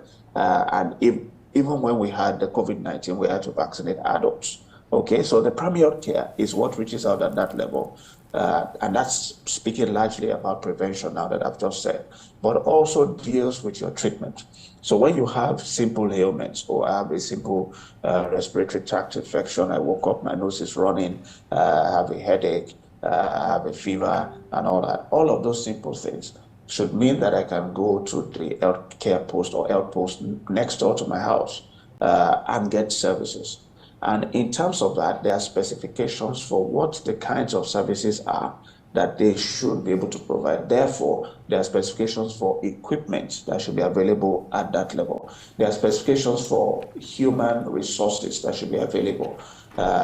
Which kinds of doctors should you have, and how many, what kind of nurses and how many should you have, and other categories of healthcare workers. What kinds of drugs should be available in that kind of center. Now, all of those things are laid out. We have documents that have laid them out, that this is what we should have. However, what we have is a situation where, of course, maybe along with the local government, the primary health care services have been largely abandoned, except in a few places. I think one of the best functioning places, for instance, not to praise anyone, is Lagos. in terms of primary health care services. But in most places, it doesn't even exist. And sometimes, and even in Lagos, we're talking about one of the big challenges now that everybody is facing with all of the services, and of course, especially the primary health care services, is human resource. So we don't have enough, we don't have adequate human resources. You can't get enough doctors, you can't get enough nurses, and all of that. And so people are talking of task shifting, okay, which is that can you train other people to do some of these things that these people were doing, so that the few of these nurses, doctors, and pharmacists that are remaining can focus on some of the slightly more difficult tasks? Can we train other people in the simpler things that they do? But again, that comes with certain risk. So WHO is speaking about that, but it comes with certain risk. It comes with risk of quackery, for instance. So we have a system, and what happens with it is that I always say the best way, if you want a description or a picture of it, is to ask everybody that you know around you, and ask them if you, first and foremost, do they know where their primary health care center is? Secondly, do they attend the place? Do they go there for anything? Or are they all busy going now looking for a private hospital that they may not even be able to afford sometimes? So it tells us that we have an issue. It tells us that things are not running the way they are. And in most cases, when you hear any attention is being given to the primary level now, it's about building. People talk about we're going to build primary health care centers in all local governments. But the question is, what about equipment? What about human resources? What about funding? I have managed primary care centers in the past, and funding was a major issue. The interest to run the place was ridiculous. So when you look at all of that, you can then understand why those places are not functioning the way they should be functioning, and therefore now why we are also struggling with many areas of our healthcare delivery. So we are struggling with vaccination, achieving optimum vaccination levels, for instance. We even struggled, if you ask me, we struggled with COVID-19 because of the system that is upside down. Because if that system functions, it's easy. Health education will take place at that level. That healthcare center is closest to the people. It will engage the communities very effectively, and the communities have already developed trust in that center and the staff in that place. So it's easy to get cooperation. If they start telling the people you need to wear a mask, you need to wash your hands, the people will do it effectively. Please stay home. This is why we want you to do so. They will do it, because of the trust built on the platform of effective service that has been carried out over time. Thank you. Okay, you talked about several challenges bedeviling in the healthcare sector. Let's look at the way forward now, because we're looking at research today. So in what role will research play in improving healthcare service in Nigeria? Well, research is fundamental, to any progress. If you look at one of the things I like to say is that when people go on and you look at our ministries, for instance, over time, staff who are sent to the Department of Research, it's almost like they're being punished. If they post you there, it's because they don't really like you. Whereas research is the bottom line of what you're doing. You must constantly, in fact, whether we like it or not, whether we try to or not, we generate data on a daily basis. Okay, people are going to hospitals, whether private or public, actually, because I've missed to emphasize the role of the public, of the private hospitals also. Okay, but there's data all over the place. People are showing up in hospitals, they're reporting sick for one thing or the other, or they seek education on one thing or the other. All of that data needs to be processed, for instance, by somebody or the other. Somebody needs to be analyzing. That data needs to be collected effectively and needs to be analyzed in real time. Somebody needs to be looking at them. That is how you quickly detect. Sometimes we hear stories of there's cholera outbreak and so number of people have died. In fact, sometimes it takes 2 weeks, 3 weeks before we know. But if the data was being collected effectively and reported effectively, analyzed effectively, and in real time, you find out that detection is faster. We will know when something is out of place. Somebody will point it out. There was a diarrhea disease case that reported in this local government, and 2 people have died yesterday from that disease. They quickly sent somebody to check what's going on, look at further details. What were the symptoms and all that? By the 3rd day or something, somebody has pointed out there's a malaria outbreak. 3 people have died. You've already started putting in measures to curtail it. Not that we wait for 2 weeks and then we're talking of 30 people have died. Okay, so that's how research works. Research is, we tend to talk about something, and that's evidence-informed policy making. So you need the research to inform the policies that we make. Okay, and that's why I said that within the running of government, research is fundamental. Perhaps the most important department in the ministries and all that is the Department of Research. Otherwise, we're going to be doing guesswork.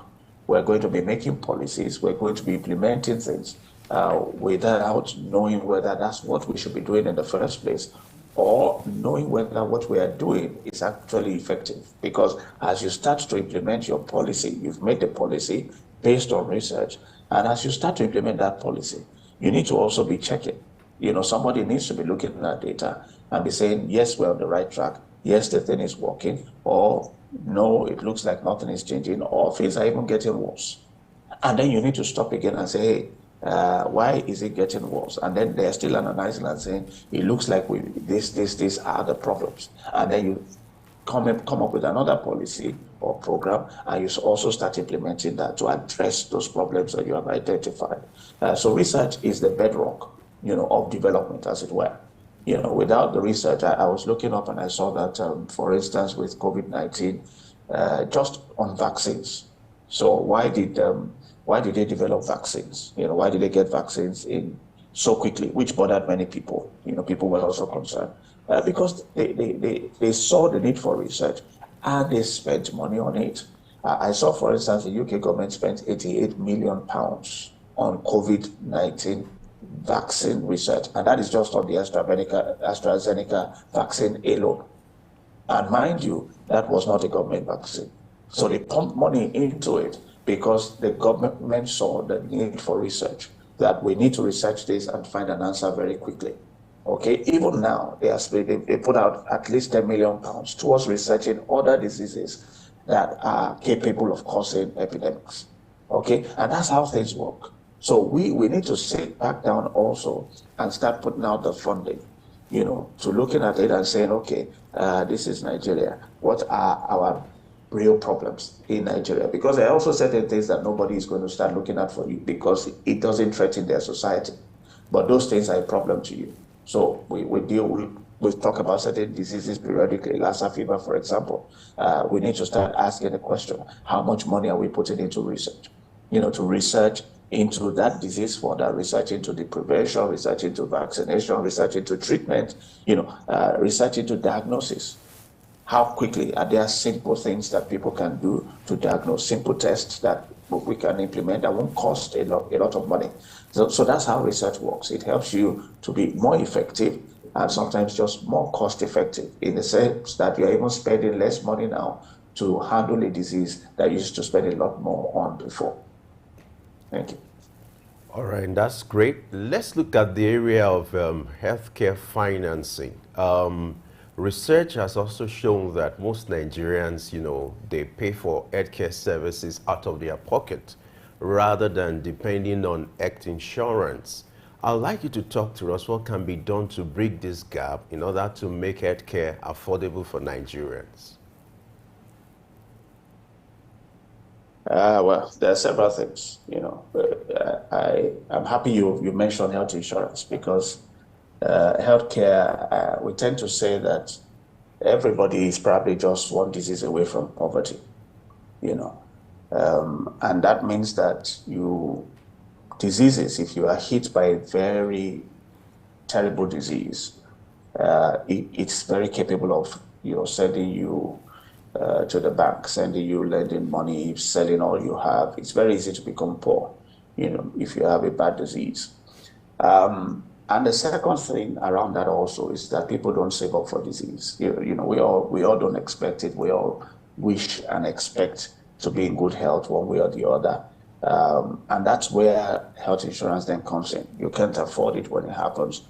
We tend not to save up for it, So at a point in time, as an institution where people were being given money as, healthcare allowance, and I said, no, stop that. Don't give it, because they will not save that money as healthcare allowance. They're going to buy Gary and what have you, and rice and all that with that money. Nobody saves up for disease. Okay, so I said it's better you pay that money towards health insurance, so that when they are sick, they can actually go and just access healthcare without now worrying about where the money is going to come from. So that's the value of healthcare insurance. The fact that once you have it, then you start talking of access. People can access care with confidence, but they also can access even sometimes expensive care that they will not be able to afford, no matter how hard they try. However, what that also begins to bring up for us is that for us to bridge that gap, therefore, we also, number one, must educate people appropriately. Okay, so people must know this simple kind of breakdown that I'm saying, which is that sickness comes, and when it comes, you probably won't have money saved up, and it's capable of making you broke. Okay, and then helping people to understand the concept of what insurance is, which is that you pay this little amount of money, and when you're sick, they're going to ask you to pay 20,000 naira or whatever for, uncomplicated malaria. You went in, you had fever, you were really shaking and all that and all. But they treat you and you're spending 10,000, 15,000 naira. You probably don't have that in pocket at that time, and you don't need to think about it. Okay, but you've been paying 1,000 naira, maybe. I'm just using hypothetical figures now. So you've been paying 1,000 naira perhaps every month, which you could do without, really. And then the day you needed it, you could walk in freely, or your wife needed to give birth to a baby, you could walk in freely to a healthcare service. However, you then must ensure that as we have started, for instance, that truly those who are participating in it can access the healthcare that they have been paying a premium for. Okay, and that they access it and it's effective, it's good quality. So it also behoves, the government and the HMOs and the management organizations that are, providing all of that to ensure the quality of service that people receive when they then need it. It's the same thing that applies to your insurance in general. If you ask most Nigerians, do you have car insurance? For those who have cars, they will tell you yes. What kind of insurance is third party? Why don't you have comprehensive insurance? Oh, they say insurance. We just did it for legal purposes. Insurance company will start giving you stories and all that if something happens and you need to claim. Now, what is that? Broken trust. So that is what we must ensure doesn't happen.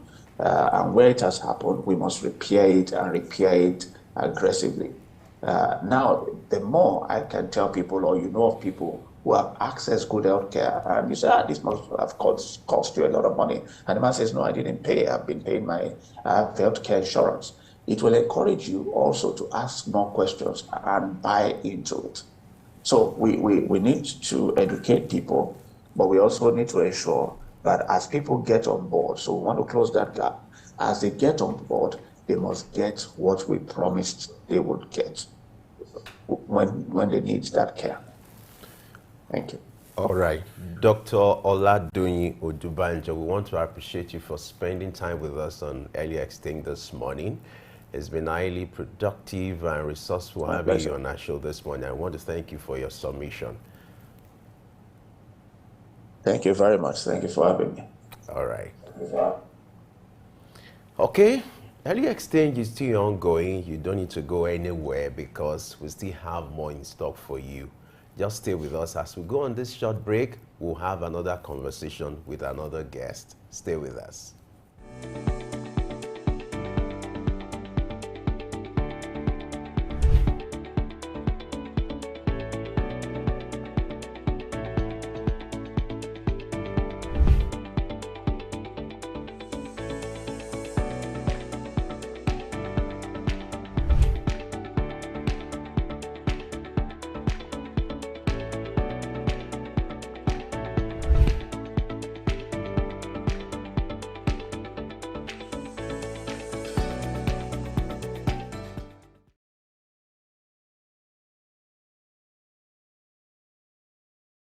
Agriculture is a key player in the economy globally, serving as a source of livelihood for millions of people. However, the sector is exposed to various risks, such as climate change, diseases, and market volatility. In the transformation of agriculture, a range of stakeholders including farmers, governments, the private sector, NGOs, and research institutions are at the center of the affairs. One of the key drivers for success is the ability to work together and plan for challenges. This is like seeds for a good harvest. Sometimes storms surface, such as pests, unpredicted weather, or not enough rain. This is when risk management steps in. It involves identifying potential challenges that could affect farming. Farmers then make plans to handle these risks and minimize their impact, ensuring a successful harvest. This might mean using weather forecasts to decide when to plant, applying pest control strategies, or diversifying crops to spread out the risk. By being prepared and making smart choices, farmers can steer their farms safely through the ups and downs of farming, ultimately leading to a fruitful harvest. Farmers and experts team up to share knowledge and tools to grow strong, healthy crops. When farmers, scientists, and communities collaborate, they can tackle any storm. Through this collaboration, farming becomes not just a job, but a community effort. Each farmer becomes a part of a bigger family, united by the mission of transforming the land into a land of plenty. Grace Komolafe, Souk News.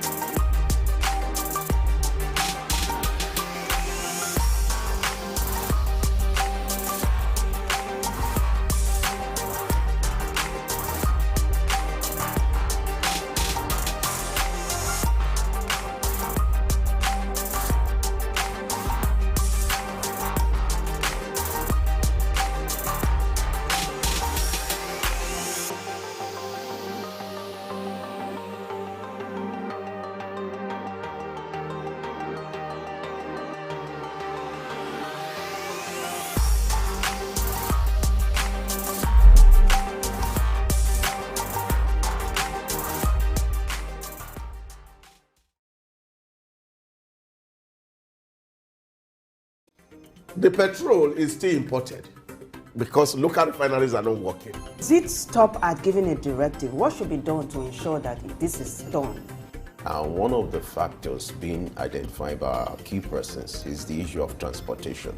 For you to have a sustainable city, you must have a deliberate attempt to have a master plan. This is Early Exchange, shaping policy, advancing development.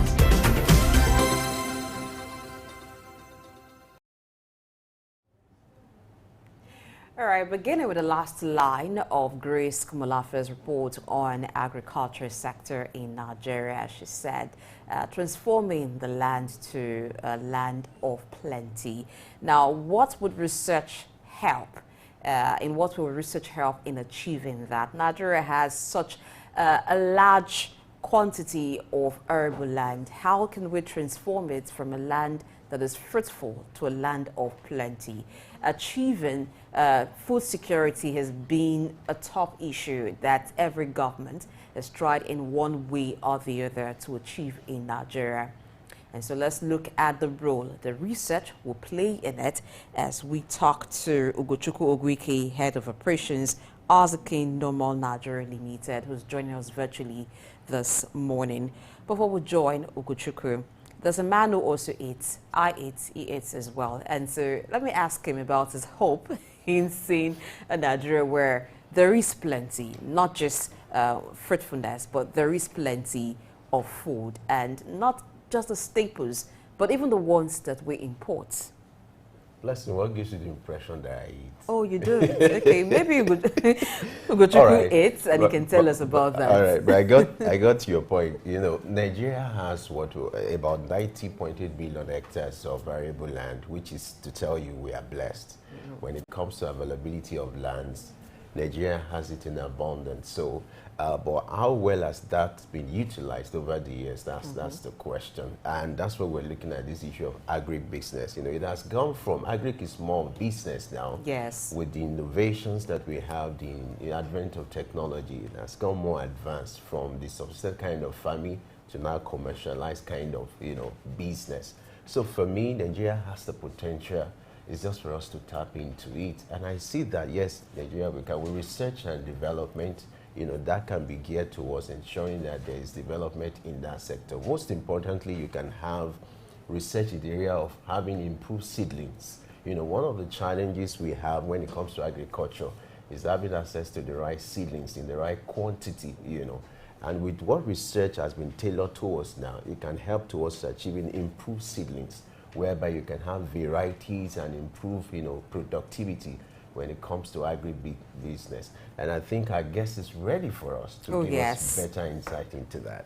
Okay, you didn't admit to eating. Maybe Ugochukwu will admit to doing that. Hello, Ugochukwu. Welcome to Early Exchange. Morning. It's a pleasure being here. And oh yes, thank you for joining us. So let's look at the agriculture sector, agribusiness.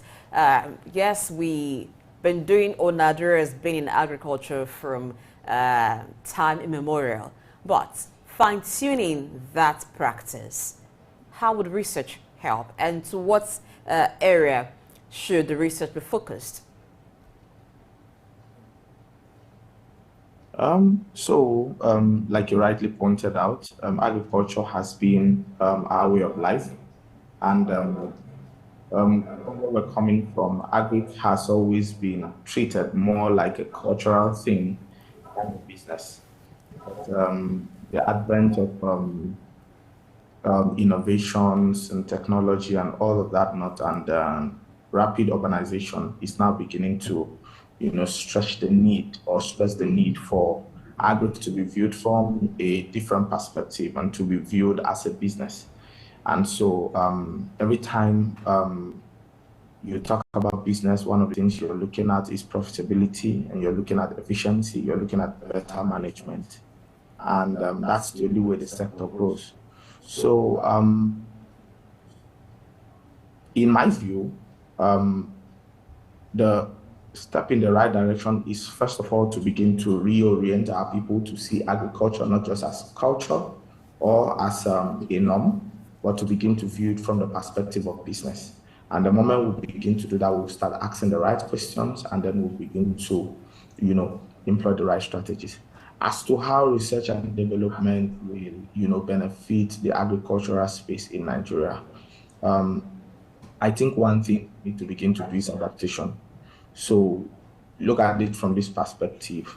About 80% of the entire Nigerian population or homes produce one thing or the other. Either they have a garden or they have a small farm, a vegetable farm, one thing or another. We're blessed with arable lands.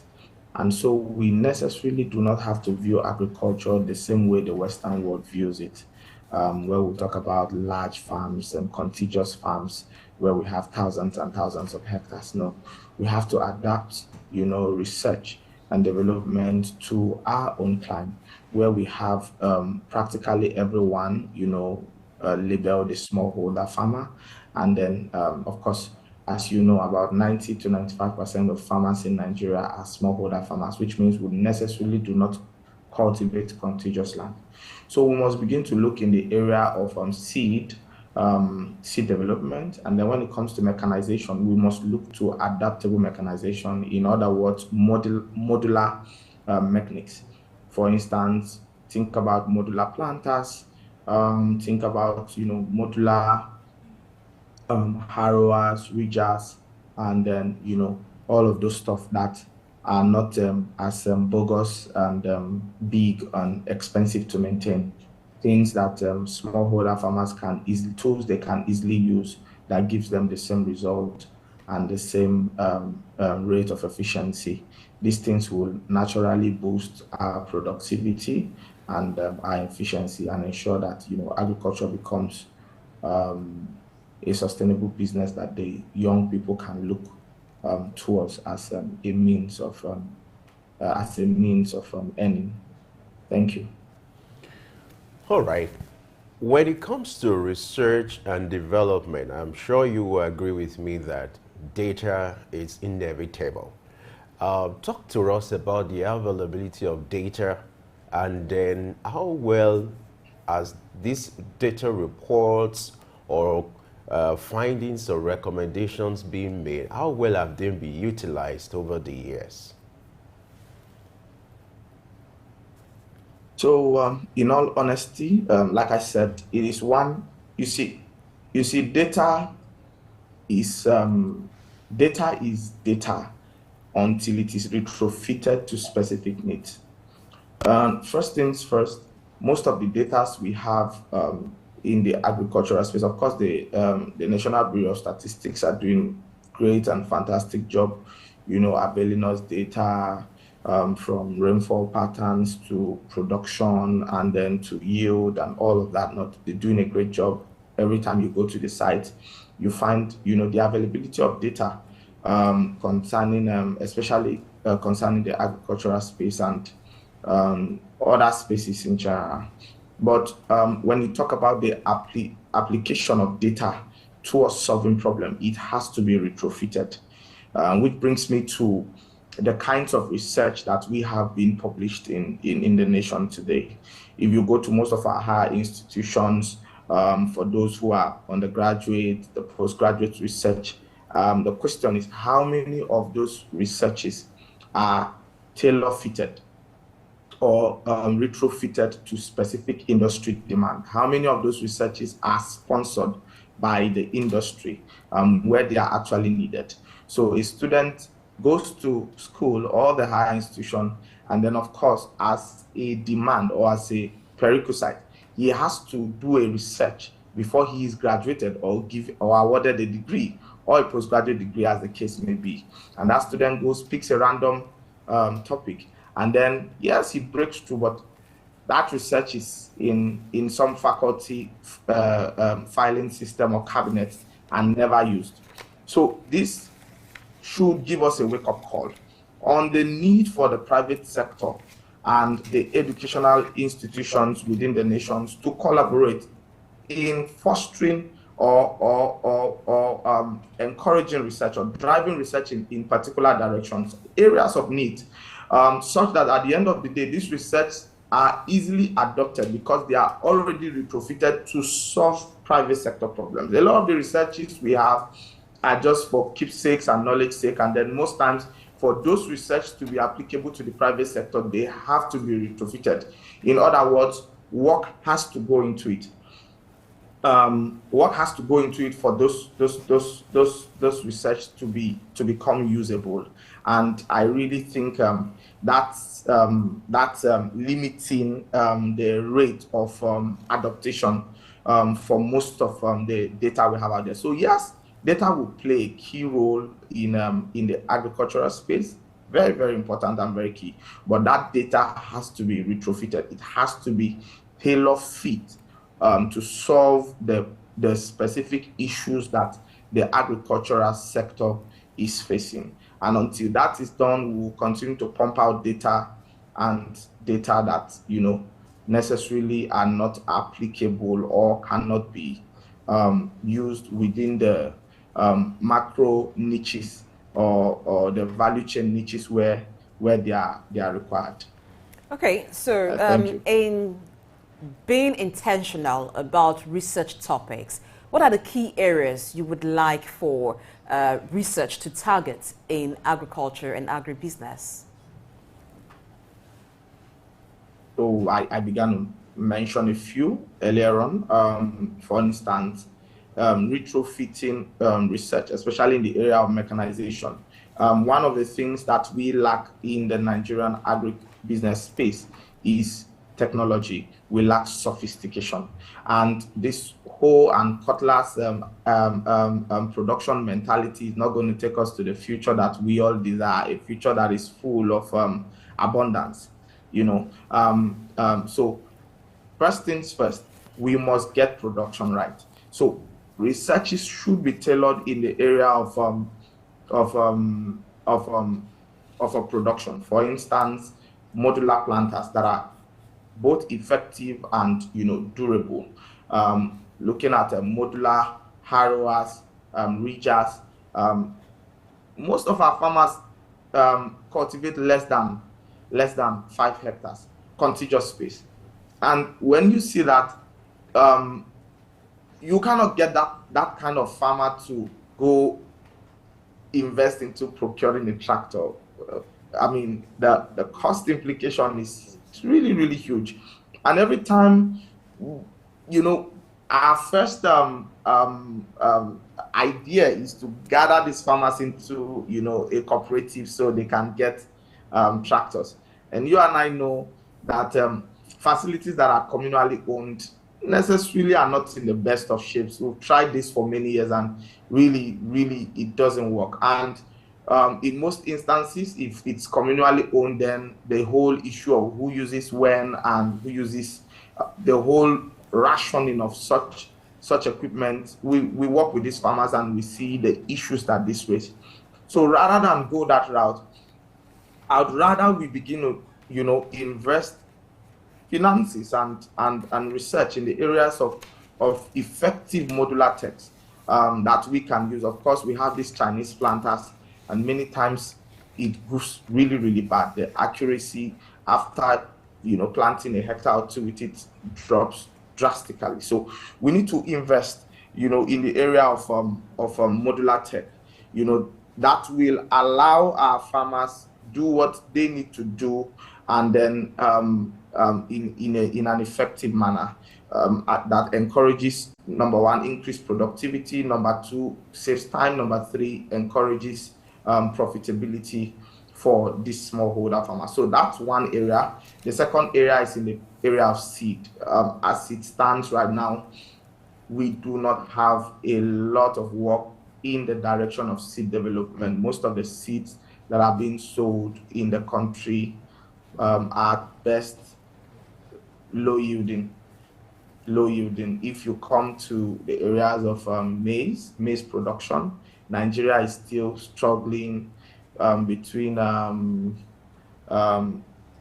seeds that have a yield potential of 3.5 to 5.5 metric ton. In the Western world, we're talking about seeds with yield potentials of almost at least 100 metric ton. Now, what are the problems? When you go there, take those seeds and you bring them home, they are unable to survive. They've not been retrofitted. They've not been adapted to our climate and stuff, so they don't do well. So I think there's a lot of work that needs to go in the area of seed development as well. Then number three, area of post-harvest management or handling. Now, at the moment, we do not have a problem of production. With all of our crude ways of producing food, Nigeria is still doing fairly well. We still have lots of tomatoes, perishables, onions, okra, just name them. We have thousands and thousands, hundreds of thousands of metric tons of cereals produced annually. But when it comes to post-harvest handling and management, it is poor. So Nigeria is still suffering a lot of damage in the area of post-harvest losses. And so we need to begin to, employ research and technology and development in the area of post-harvest management. Back in the day, we used to have national silos where excess grains are repatriated to and held until the time of need. Right now, those facilities are at their best dormant. And so we need to begin to look into this. Government needs to wake up and begin to drive in consonance with the private sector research in the areas of post-harvest management. This way, we are able to preserve the little we are producing while we are looking to improve our productivity. So we have a problem.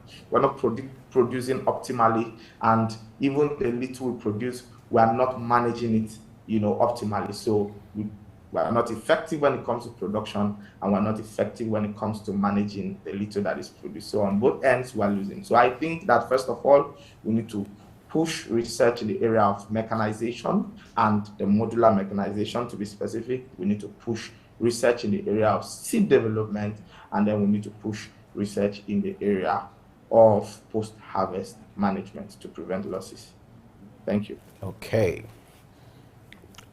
Let me ask you, what do you think can be done to facilitate the proper utilization of data research, at the national level, state level, even at the local level, to ensure that there's proper development in the agri sector? What can be done to encourage proper utilization of data research, and also to attract funding of research at the national level, the state level, and the local level? So very little can be done without effective policies in place. We have lots of businesses that come into this country, and both foreign and domestic companies who do business. And when you look at what they're doing and you look at their books, you find out that very little or nothing is dedicated to research and development.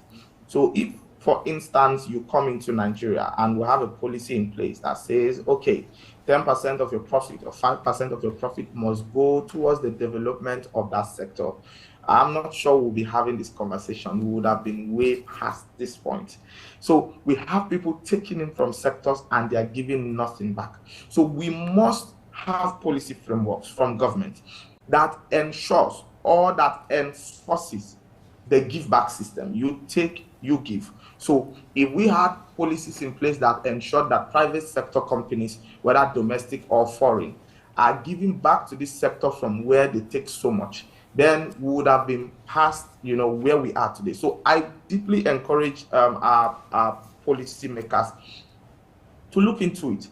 First of all, the private sectors will not just wake up and partner with the educational sector to give them money to do some research. They are happy taking what they can take every year, every business quarter, and take whatever they can take. But if we had policies that insist, they say, okay, 5%, 10% of your annual profit must be pushed in the direction of research and development, then we'll definitely have research institutes that are uniquely tailored to solve private sector problems.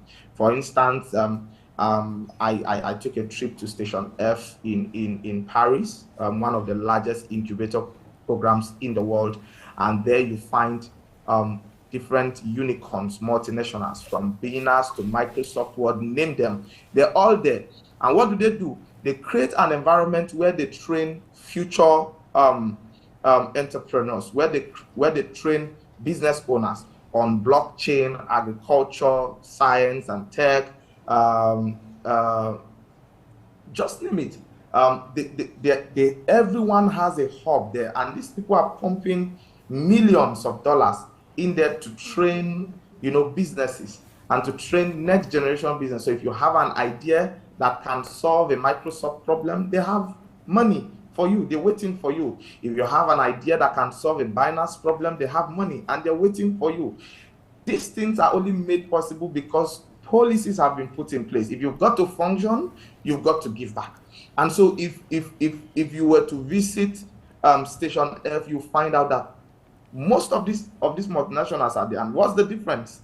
We have big, gigantic companies in Nigeria doing business, and yet we have nothing. You do not go to educational institutions and see their partnerships there.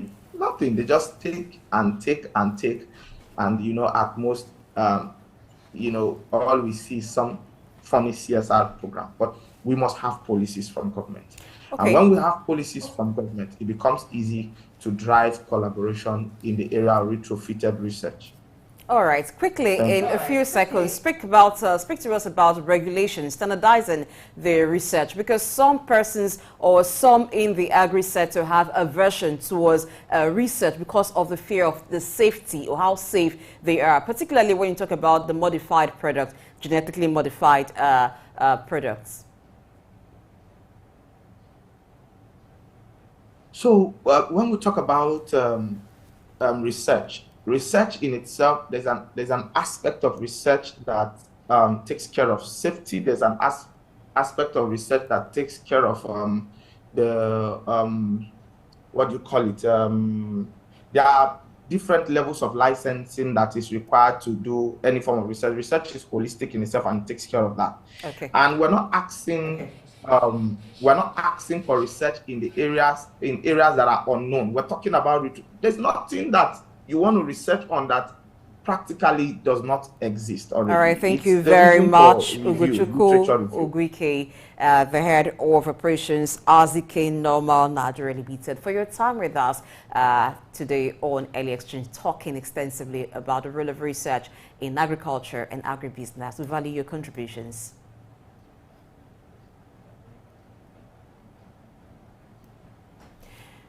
All right, that's it on this segment. We're going to quick break, return to look at another issue that research will solve in Nigeria. Stay tuned.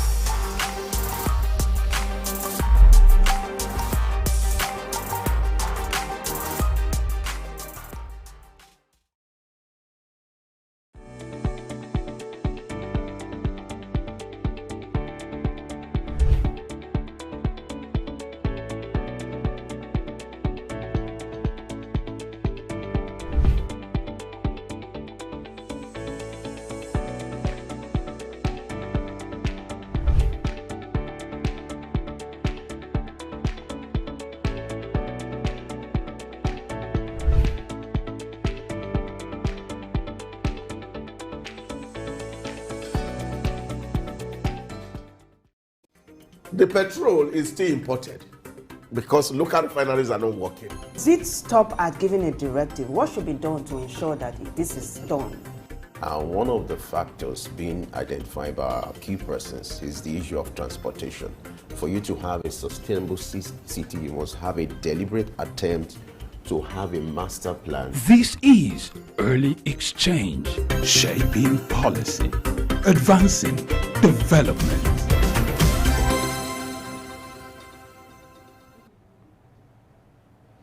It's still Early Exchange, where you get the best of analysis, the best of conversation when it comes to shaping policy and advancing development. We've been looking at the role of research and development in Nigeria. Earlier, we talked about the agri-business, the agri-sector, to look at what research will do and should be when it comes to that sector. And now we want to look at the infrastructural development in Nigeria, to look at what research has done and what should do to improve the state of infrastructure in Nigeria. Shortly, we're going to be joined by an expert. That's Engineer Mike. He's going to join us shortly to look. Oh, okay. And now we're being joined by Engineer Mike Oshoba, who is a nation builder. He's here with us to share his insight when it comes to infrastructural development in Nigeria. Engineer Mike, glad to have you join us on NEX Take this morning. Yeah, good morning. It's my pleasure being here. Great to have you on NEX. Thank you. All right. So let's set the ball rolling with you giving us an assessment of infrastructural development in Nigeria.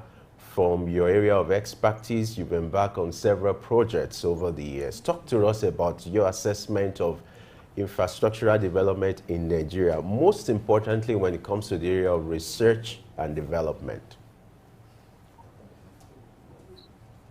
Okay, in the area of infrastructural development, we haven't done very well over the last 60 plus years. We've had starts and stops in certain areas like roads construction, but there hasn't been a holistic plan to really move the country, you know, from third world to probably first world infrastructure. And this is because of various reasons, mostly no political will to do the right thing. So Nigeria as a country has suffered immensely from this lack of foresight in doing the needful at that time, when it was even cheaper. I hope you can hear me. Very well. We're with you, sir. Please go ahead. Well, yeah. So we have a lot of catching up to do, right? And you know, it boils down to leadership having the political will, as I mentioned earlier, to drive infrastructure development in all sectors. Right now, it's lacking. I could give you an example. In power, we're doing around 3,000 megawatts. I won't talk about America, what they generate, but in India, or no, let's go to Pakistan, which is similar to Nigeria. They got independence at the same time as Nigeria in the 60s. In one sector alone, they are doing 7,000 megawatts. That's in wind, right? So that's renewable energy. If Pakistan could generate 7,000 in using only one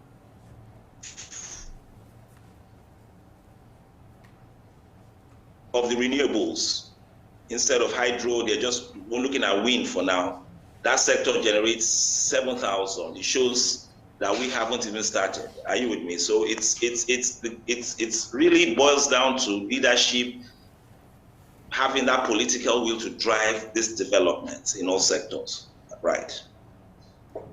Thank you. Okay, let's look at the impact of research on cost effectiveness and efficiency of some infrastructure projects that we have in Nigeria. In what way would research ensure that? And what are the key areas that we should be looking at as it concerns research and infrastructure? Research is very important. You see, nothing really is done without research. Right? Because research is what drives industry. It drives the products, it drives the processes you have in place. It drives improvement in those products and processes. So research is very important. You know, unfortunately, we don't take it as important as it should be. Now, when it comes to research, really R&D, research and development, which is R&D, short form R&D, it's really done in universities. There's a lot of funding coming from the private sector and public sector to finance these R&Ds, right? So that the universities come up with better solutions and processes, right, for what you're trying to achieve. The last caller was talking about agriculture. It's in those institutions, I should say, that of learning, that a lot of research is done in how to improve seedlings and general yields in agriculture. So we need to take it more seriously. In terms of infrastructural development, the research is not as much as if it was to do with industry. Because when you're talking about research, really, and development, you're really talking about how you can improve on a particular product. You understand? Like, for instance, if you manufacture toothpaste, how can we make toothpaste better? So you do a lot of research and do something like that. But if you're talking about building an airport or a power station, what exactly is research and development you're going to do? It's more of a feasible, you're looking more into, is it feasible what you're trying to do? And how best to go about that project? Because most of those things are not produced here. In other words, if you are building something, you import most of the materials for the plant, like the turbines. So how the research and development for turbines will not really apply, if you know what I mean. What will apply is how best to use the resources available to achieve what you want to achieve. Thank you. All right, let's look at the area of financing. It has been a serious challenge. And I would like you to talk to us your experience when it comes to the issue of infrastructural development, because to tailor data or research towards infrastructural development, funding is critical. How can this be achieved to ensure that we have proper research and development in that sector, taking into consideration the issue of funding?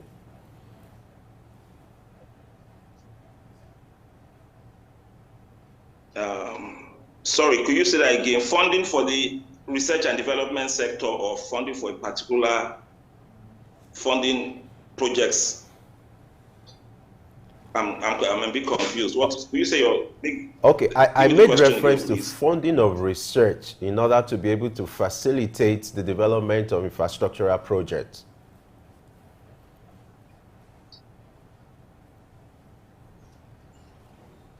Okay, I get you. You see, it all boils down to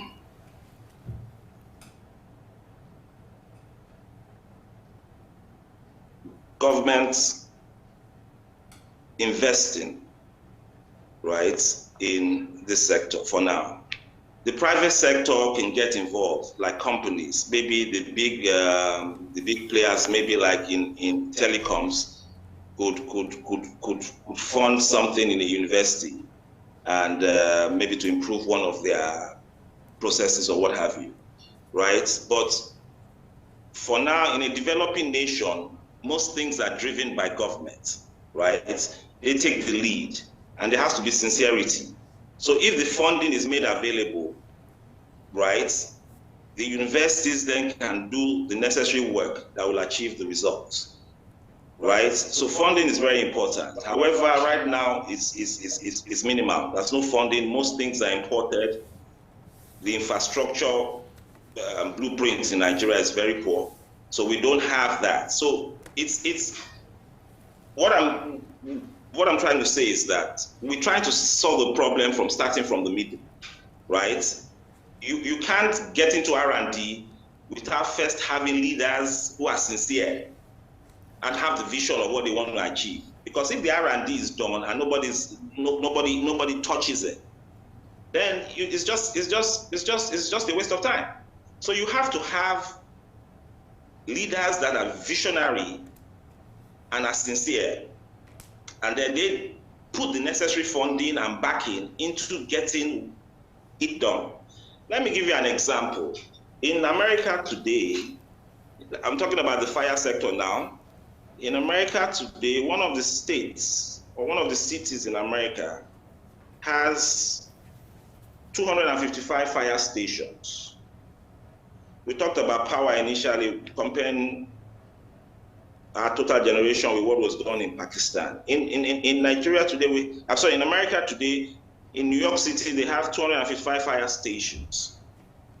In Lagos, the mega city of Nigeria, they have 19, right? Hello, are you listening? Yeah, we're with you. That's less than 20%. Less than 20%, right? Less than 20% of what New York City has, but we have a larger population than New York, right? Now, who exactly is going to build these stations?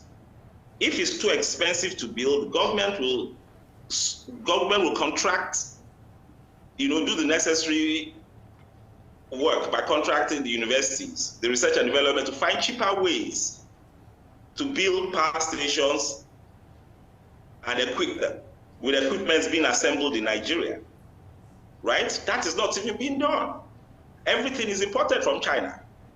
Are you with me? So we haven't even started, government, what we should really do is, have somebody, hello? I got cut off. Hello? We can hear you. Go ahead, please. Hello? Yes, what we really should do is invite somebody from government to explain. Okay, you also invite somebody in government to explain why the funding and the wherewithal is not there to move the R&D forward so that we can get the economic benefits of it. Are you with me? Because it's not being done. Right? In the 60s, you had, let me just go back to agriculture, which was what we were talking about initially or earlier. You had the IITA in Ibadan set up, right? I think it was under Gowon, right? And the foreigners are still there till today. That's an institute that is funded also by certain Western governments as well. They get some funding from them to help Nigeria grow effective yields in agriculture. What are we doing? Nobody is helping, and like I said earlier, it's government who is the biggest funder. So they should drive it, but they're not doing that because we don't have those who are visionary right there, right? In government right now. So we were just dilly-dallying, going back and forth, right? And it's mostly talk. They don't walk the talk. They just talk, and nothing is being done. That is why we are where we are. It's not an accident. Nigeria finds itself with this deficient infrastructural development compared with the Asian tigers and other countries. Thank you. Okay, but some of the areas for development that you talked about, they seem to be projects that will need lots of technology and lots of research. But let's look at some low-hanging fruits, so to speak, that Nigeria can look at. For instance, the issue of clean water and sanitation, particularly when we talk about clean water. Can we find or can we have local research that deals with that? Yes. Access That's a very to clean good water. question. Access to clean water. Yes, we can. Yes, you can. You see, Nigeria is blessed with a lot of intelligent people, right? But unfortunately, most of them, their spirits have been killed. The one I'm talking about now is in the universities. So the experts that could do the research and come up with technologies and get the funding to do this, because it's not cheap. There'll be a lot of trials and errors going on to get a commercially viable technology out, say, for instance, in water, right? And the funding is not there. But yes, it can be done, right? If, like I keep on mentioning, the political will is there. You fund them, you invest in them, it takes some years, they keep on trying, and then the technology is there. Water is essential, right? Right now, we have a lot of pipe-borne diseases because a lot of people don't have clean drinking water. We're using borehole technology here, which is not what we should be doing. It's affecting, there'll be issues with hopefully we won't start having earthquakes here in the near future. But those are not the technologies you use in a nation this size, right? So the technologies are there, but it goes back to the same old thing. The funding for efficient and improved technology to build these things are not there. we have not invested. So that's not, you know, we can't even start talking about R&D. Let the investments come first. That we have this amount of resources that we want to apply to, say, water development, technology in water. The institutes come up with the technology, the assembly plants are put in place to now manufacture the technology and deploy them nationwide. That's the process. It's not even, we haven't even started that. So we are not producing those things. What we do is just buy from abroad, get the foreigners to come in here and do that. Push your engineers and everybody else aside, and they come and do it, or the Chinese, you know, come and who will do most of the projects in Nigeria now. So we have that problem, but it's a doable one if we trust our professionals. But right now, government isn't doing that. Even look at healthcare. There's a lot of development we could do that is needed in healthcare. We're not investing in healthcare. And for instance, none of the leaders use the healthcare here. They go abroad. So the doctors are also feeling as if they're inadequate. But if you start having your leaders using them here, the investments will be made here. The doctors will improve. More Nigerians will not want to travel abroad for healthcare. They'll be using the hospitals here because the government is driving it. They've sanctioned and endorsed the Nigerian healthcare. So it goes across, you see, the whole infrastructural deficiency is, you have to place it at the doorstep of government. To move Nigeria from where we are to where we should be, which is like a second world country in infrastructural development, you know, takes a lot of hard work. Right. It's not rhetoric. It takes a lot of hard work. You sit down, you plan well, you give back into the necessary groups and sectors that will drive this R&D to make sure Nigeria moves forward. I don't know how much government is investing in agriculture. I don't know how much they're investing in healthcare, education, in terms of how to improve processes, right? That we could do a bit of research on to get some information. But I consider it very low, because in the sectors we operate in, that's having any investment. Everything is imported, right? We don't build anything here. Like I mentioned, turbines are not being built here. Cars are not, nothing is being built here really, right? So we haven't even started. So when you move into R&D, you are talking about improving on something that's already there.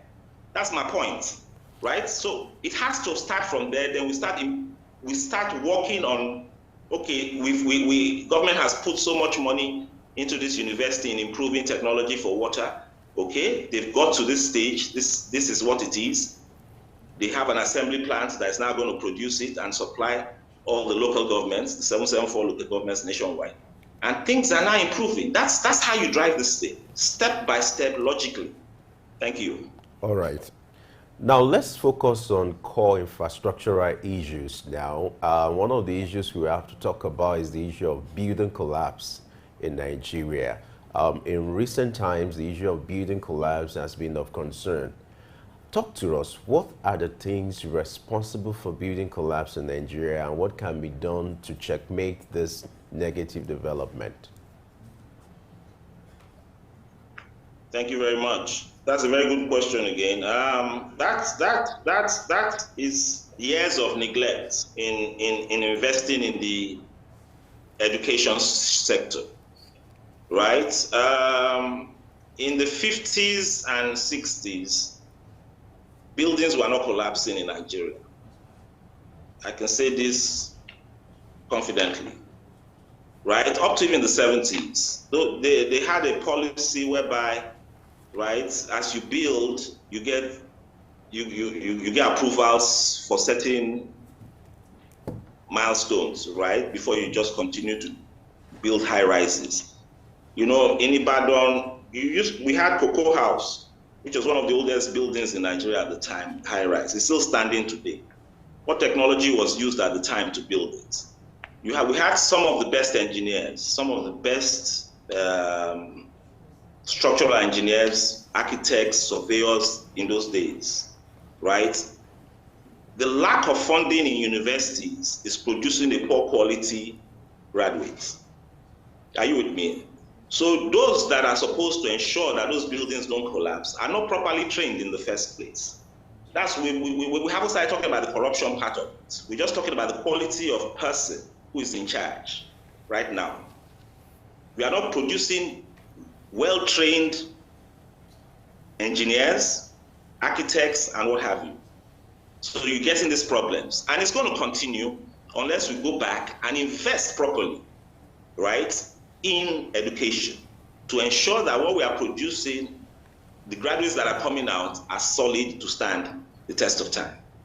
Thank you. Thank you very much, Engineer Mike Osoba, a social activist and nation builder, for talking with us extensively on the role of research in infrastructure development in Nigeria. Thank you for your time with us. Thank you for having me. All right, that has been the show. But before we go, Femi, a lot has been said today regarding the role of research in different sectors in Nigeria. We've seen how key research is in Nigeria. But we know that as a people, we do not really have that culture of being proactive towards issues. And that's one thing that research will help us curb. How do we begin to imbibe or build a culture of proactively planning for things, whether it's in the health sector, it's in infrastructure, it's in agriculture, whatever sector? Just like one of our guests said earlier, the issue of national orientation is quite important. In fact, everything starts and ends with leadership. Everything starts with government and ends with government. For issues like this to be of a national development, there's a need for government to come up with a policy.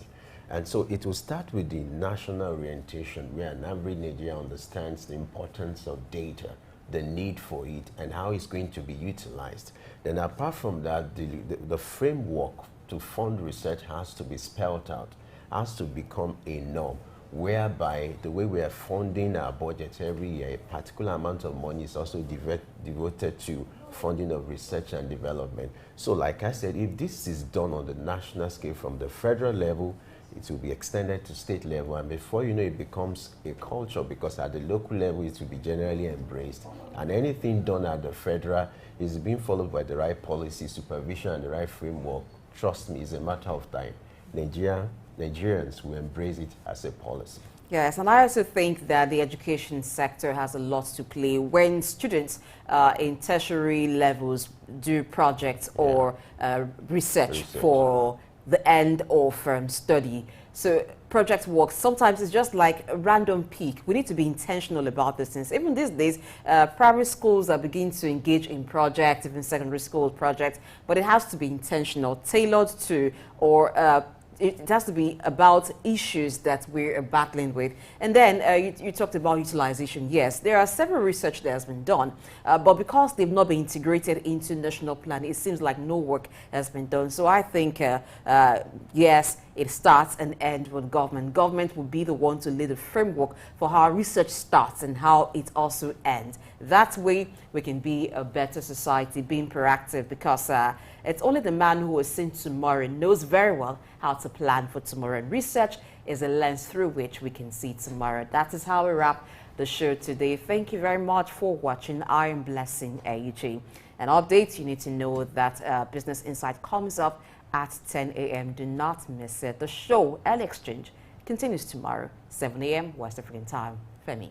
And don't forget, the conversation continues on our social media platform, our YouTube platform. You can share your thoughts in respect to the subject that we've discussed today. The conversation continues. I am Femi Ayodele. Bye for now.